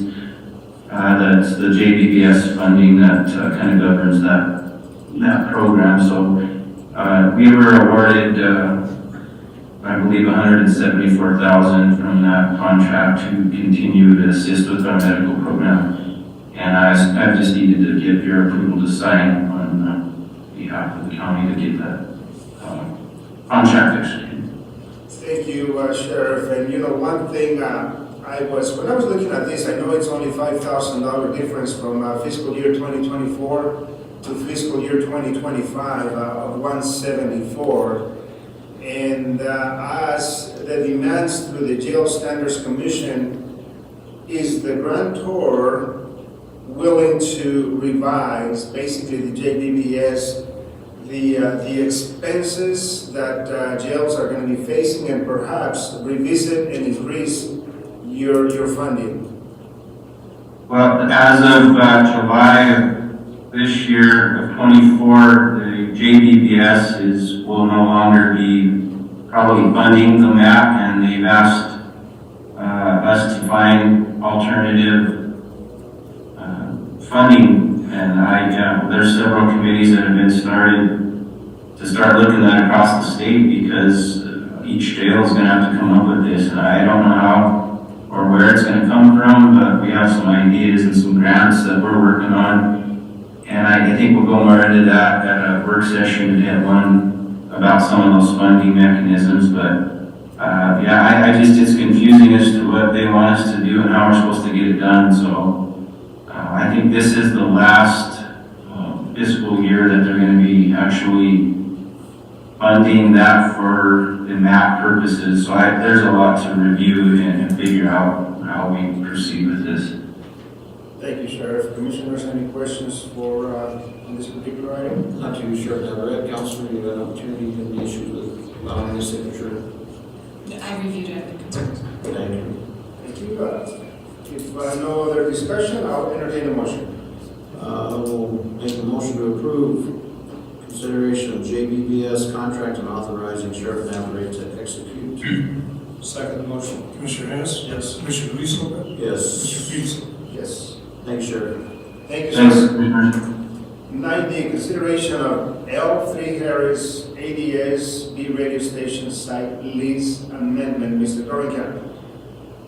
Commissioner, before you is an amendment to L3 Harris's contract with the county. I believe the original contract was signed, excuse me, 2011 or sometime frame like that. And this is an amendment to it. I think they're going to do some revamp of the radio.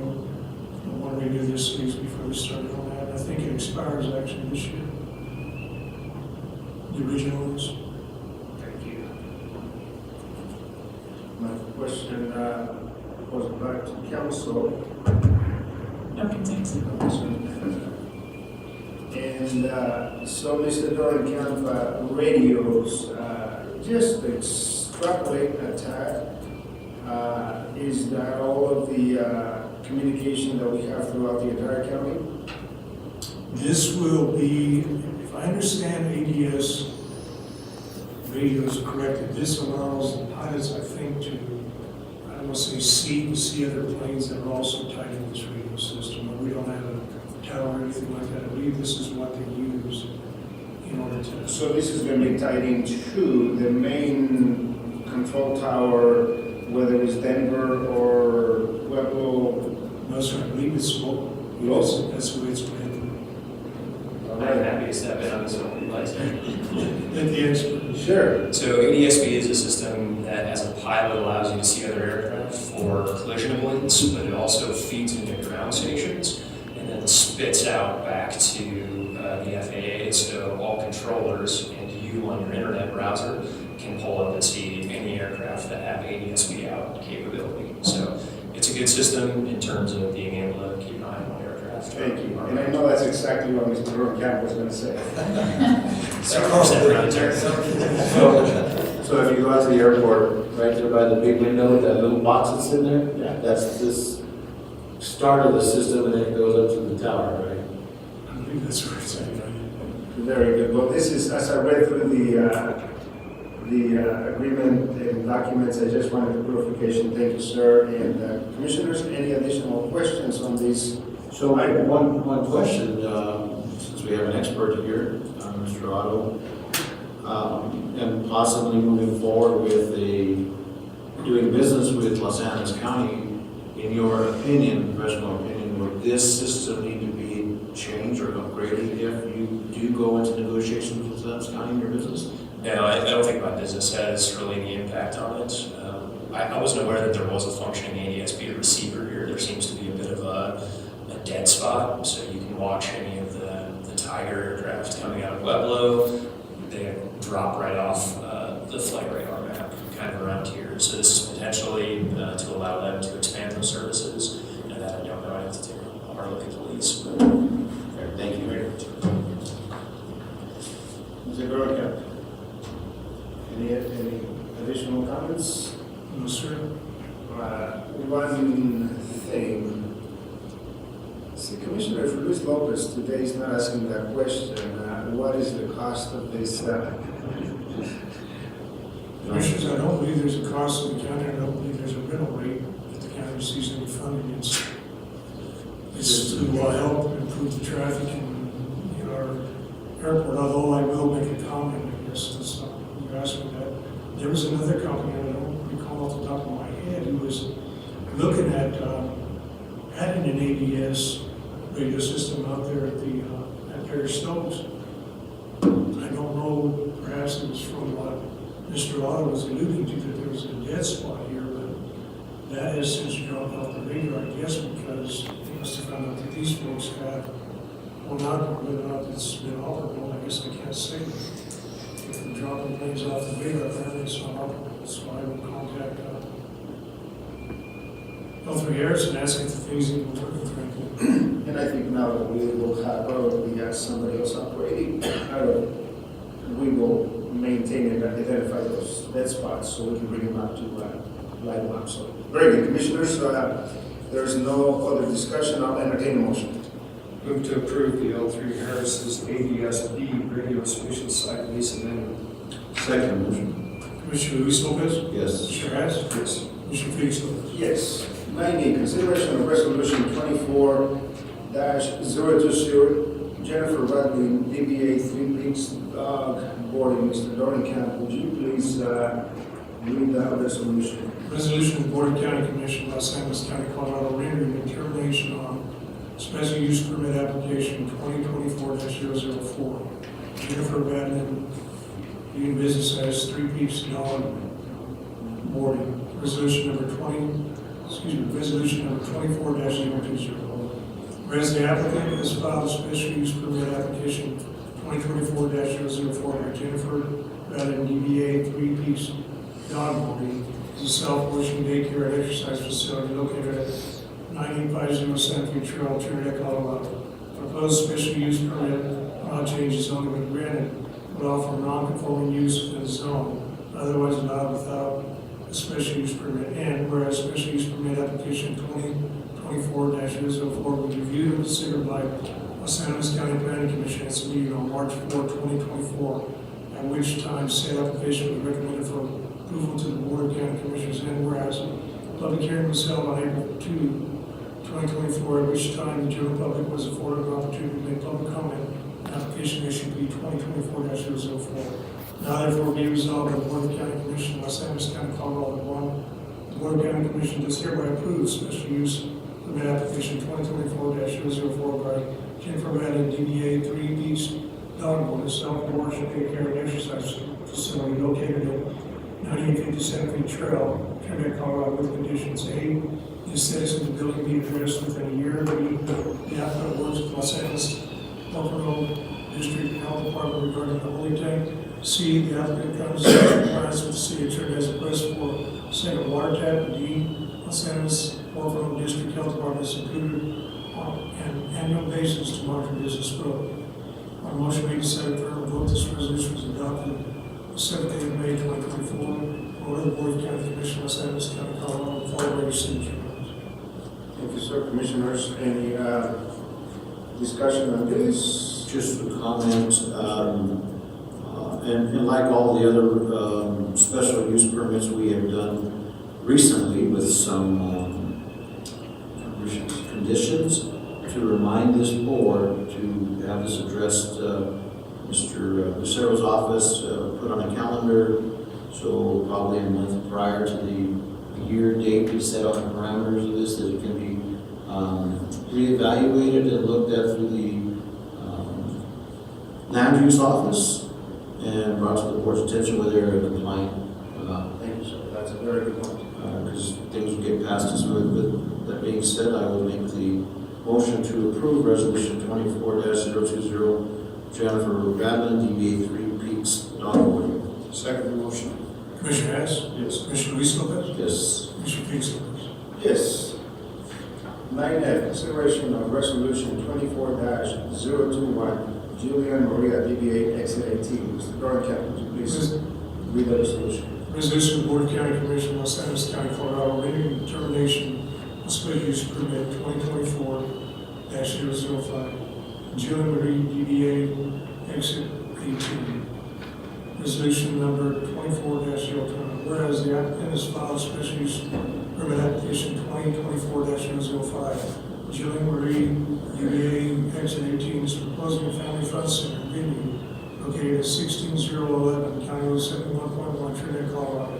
The business will include an arcade room, a large indoor, outdoor space for events, with a seating concession area, along with a licensed food trade. The proposed special use permit will not change the zoning, but if granted, will allow for non-conforming use within the zone otherwise allowed without special use permit. And for a special use permit application 2024-0025, and Commissioners, I believe that should be 005, was reviewed and considered by Los Angeles County Planning Commission at its meeting on March 4, 2024, at which time said application was recommended for approval to the Board of County Commissioners, and whereas the public hearing was held on April 2nd, 2024, at which time the general public was afforded an opportunity to make public comment on application issue 2024-005. Now therefore be resolved by the Board of County Commission, Los Angeles County, Colorado, 1. The Board of County Commissioners hereby approves special use permit application 2024-005 by Julian Maria,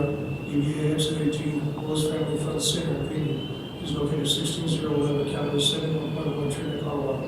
The business will include an arcade room, a large indoor outdoor space for events and sitting concession area, along with a licensed food trade. With conditions: A, that Julian Maria, DBA Exit 18 request from Los Angeles Local District Health Department a letter of compliance regarding the sewage and septic system at the facility. Once received, the letter of compliance shall be presented to the Board of County Commissioners. The Commissioners must confirm that they are satisfied with the results regarding the sewage and septic system concerns. B, that issue P 2024-005 be revisited by Los Angeles County Land Use Director in 6 months so that it can be confirmed that the applicant is in compliance and meeting all conditions and general requirements. On motion made second affirmative vote, this resolution adopted on the 7th day of May 2024, Board of County Commission, Los Angeles County, Colorado, followed by your signature notes.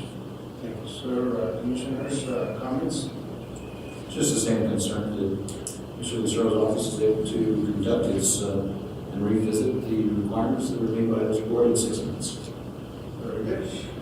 Thank you. And before we go to a motion, the change, Mr. Dorenkamp, on the Knowlton whereas, change that special use permit application 2024-0025 to 005. Correct? All right. So at this point in time, I'll entertain a motion. Move to approve resolution 24021, Julian Maria, ABA, exit 18, with the one correction, paragraph 2 to 005. Second of the motion. Commissioner Luis Lopez, Yes. Commissioner Hess, Yes. Commissioner Peterson. Yes.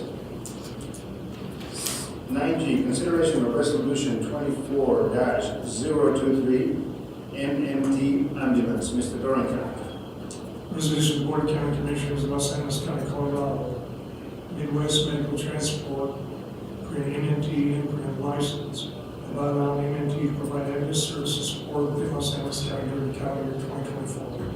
Resolution number 24-023, whereas Colorado Department of Public Health and Environment, the Health Facilities and Emergency Medical Services Division of the State Board of Health have enacted rules pertaining to administration of emergency services operations within each respective county in Colorado, and whereas in July 2006, Los Angeles County Board of County Commission adopted rules and regulations establishing minimum standards for the provision of ambulance services within Los Angeles County in conformance with said state agency rules and regulations, and whereas Midwest Medical Transport, MMT imprint, has filed an application requesting licensing and authorization to provide ambulance service in Los Angeles County for calendar year 2024. Now therefore be resolved by the Board of County Commissioners of Los Angeles County, Colorado, 1, the board hereby authorizes authorization of an ambulance and service license issued to Midwest Medical Transport for any MMT imprint for the provision of ambulance services within Los Angeles County for calendar year 2024 in conformance with the rules and regulations adopted by Los Angeles County, Colorado. A motion being second for the vote this resolution was adopted on the 7th day of May 2024. Board of the Board of County Commissioners of Los Angeles County, Colorado, followed by your signature notes. Mr. Dorenkamp, or council, I'm going to, on one, I had highlighted this for myself on their point 1. Now therefore be resolved, the Board of County Commission of Los Angeles County, Colorado, that the board hereby authorizes the authorization. Is that the authorization or certification? Is that implying the same thing? Just semantics right here, council. Yes, and I believe this is the same language that we've used on our resolutions in the past. Very good. Okay, thank you so much. I appreciate that. Commissioners, any other questions? I will entertain a motion. Motion to approve resolution 24023, MMT ambulance. Second the motion. Commissioner Hess, Yes. Commissioner Luis Lopez, Yes. Commissioner Peterson. Yes. 9H, consideration of liquor license renewal, Buckhorn Ridge Outfitter, DBA Monument Lake Resort. Mr. Dorenkamp. For your commissioners, for your consideration, this is the Buckhorn liquor license consideration.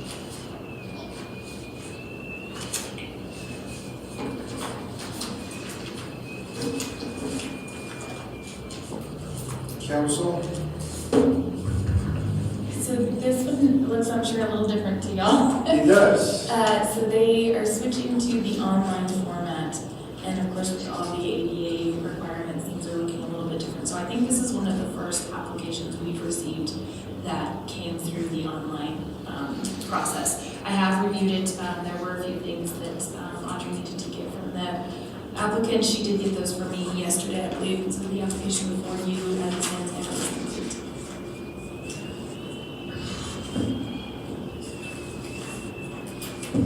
I know Commissioner Luis Lopez has a couple of questions or comments. Well, I always do.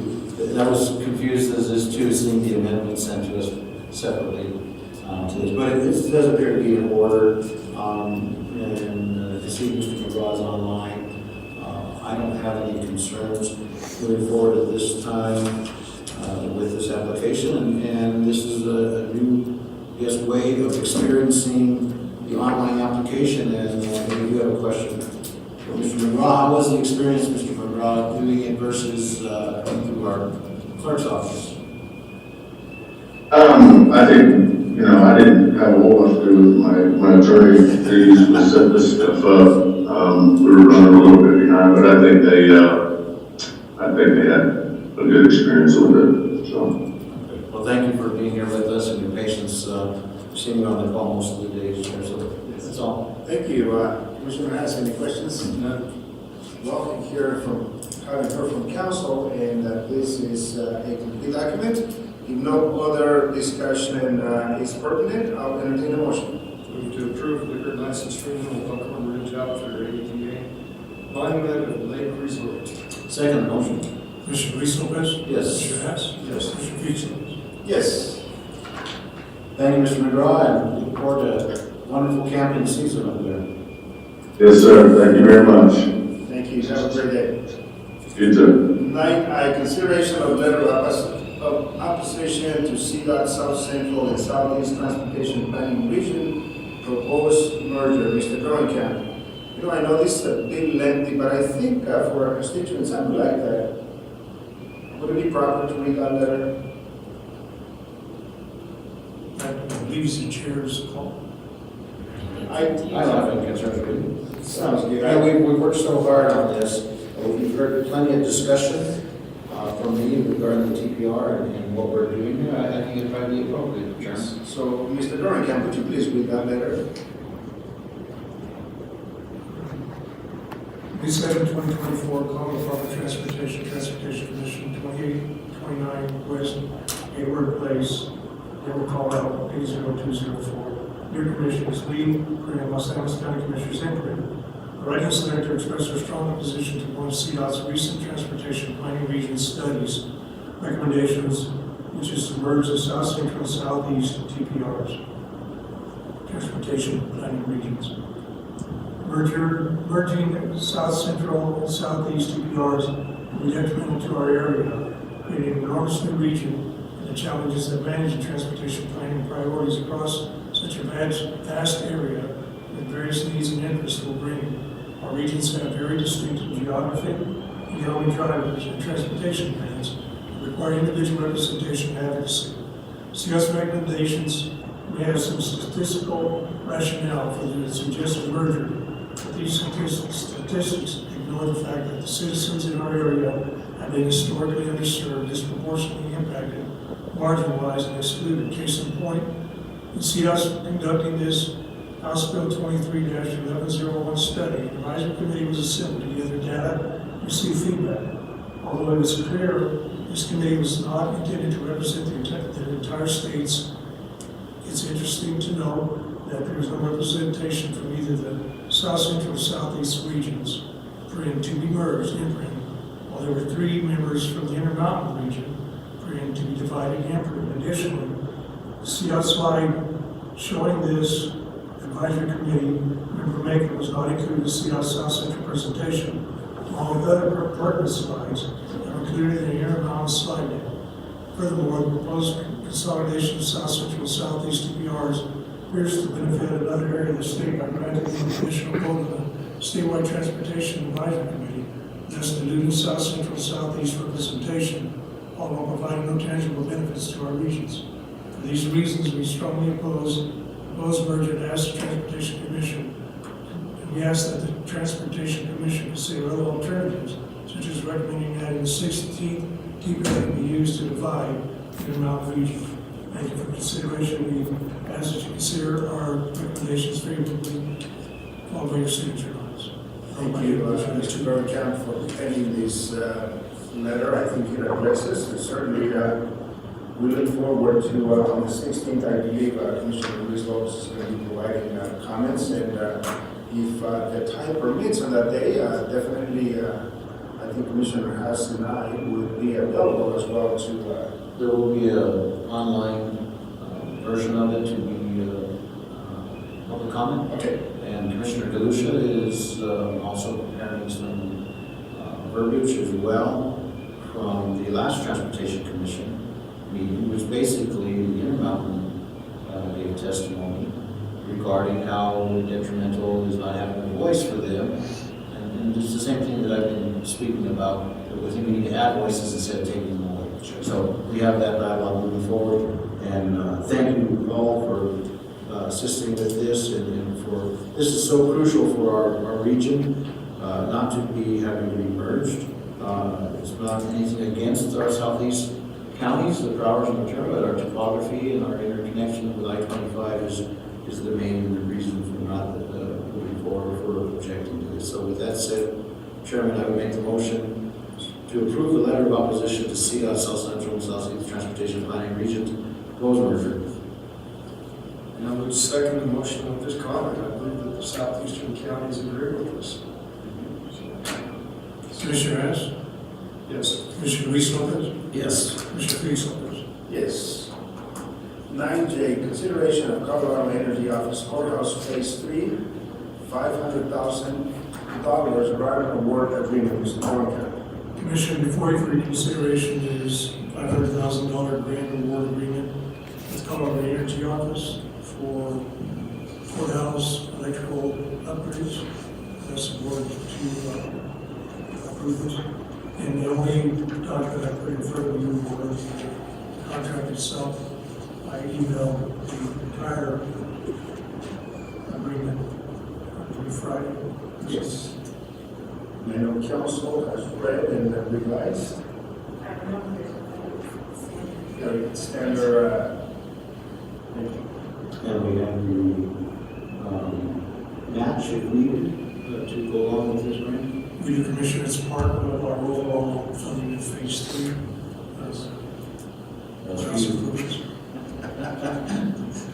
Thank you.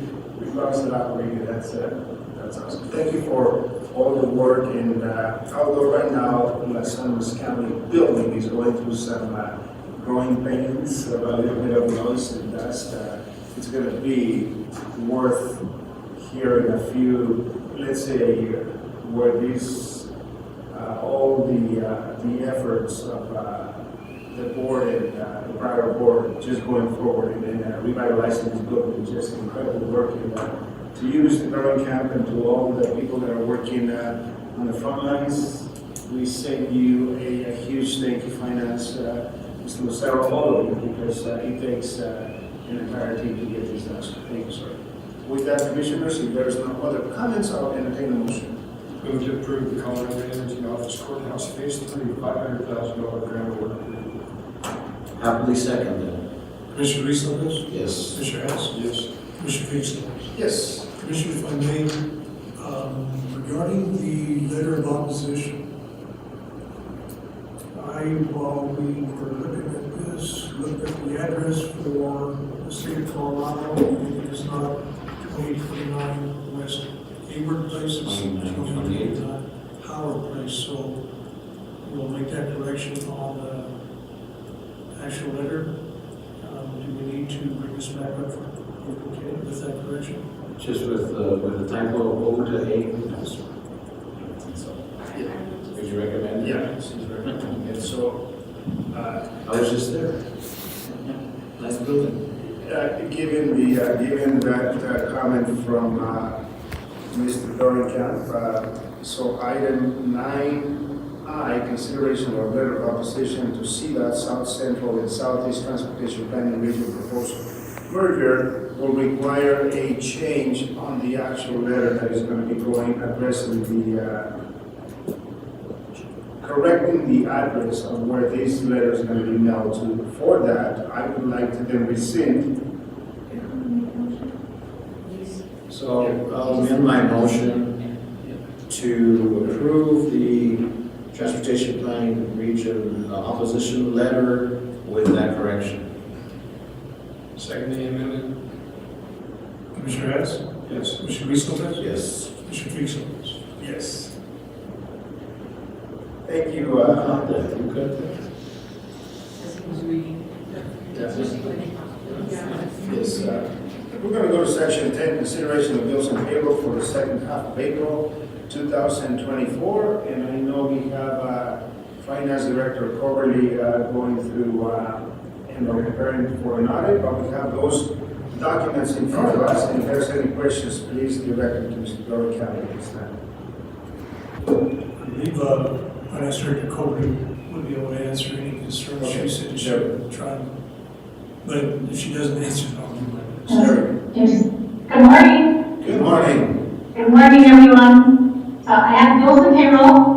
Payroll as of April 30th, 2024 is $200,817.62. Do you have any questions on payroll? No, ma'am. Okay. Invoices paid on April 19, 2024. The only that I can call to your attention is our Sheriff's Department has a search and rescue grant. They purchased radios for $16,540. If there's anything on the list that you have questions for, you can ask me. Very good.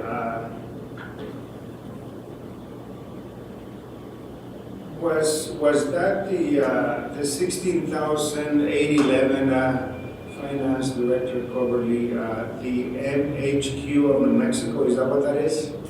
No, it stands for the Triple C Communication. Okay. Or it says search and rescue grant, where they purchase radios for the Sheriff's Department with a grant. Very good. And I know on the description and on the legend of these bills and the bills later on down at the bottom, it really breaks it down. So thank you for doing that. Putting the detail. Highlight for me the Quality Environmental Control Specialist, $50,000, $721.30. I think that was for the cleanup here in the building, correct, Phil? The cleanup? Yes. The $50,000 he does for the courthouse cleanup. Yeah. Because that wasn't covered by a grant. That one here is just going to be covered by the county. Very good. And one question I have is for the Elkhorn $7,500 expenditure, is that for the removal of the tree? Yes, sir. That we have? And we did see quotes for that, and maybe we want to respond to I have no questions. No other questions, Commissioner Hess? No. Okay. So Thank you. Thank you. I will entertain a motion. Motion to approve bills and payroll for the second half of 2024. April. Second the motion. Commissioner Hess? Yes. Commissioner Luis Lopez? Yes. Commissioner Felix Lopez? Yes, so now we're going to move to section 11, executive session, CRS 246402 for be confirmed with the county attorney for the purposes of receiving legal advice on specific legal questions, consideration of TK elevator value engineering opportunities and alternate removal of closed equipment, number 2, CWPP, and number 3, TPR. I'll entertain a motion. So moved. Second. Commissioner Luis Lopez? Yes. Commissioner Hess? Yes. Commissioner Felix Lopez? With about 5 to 10 minute recess.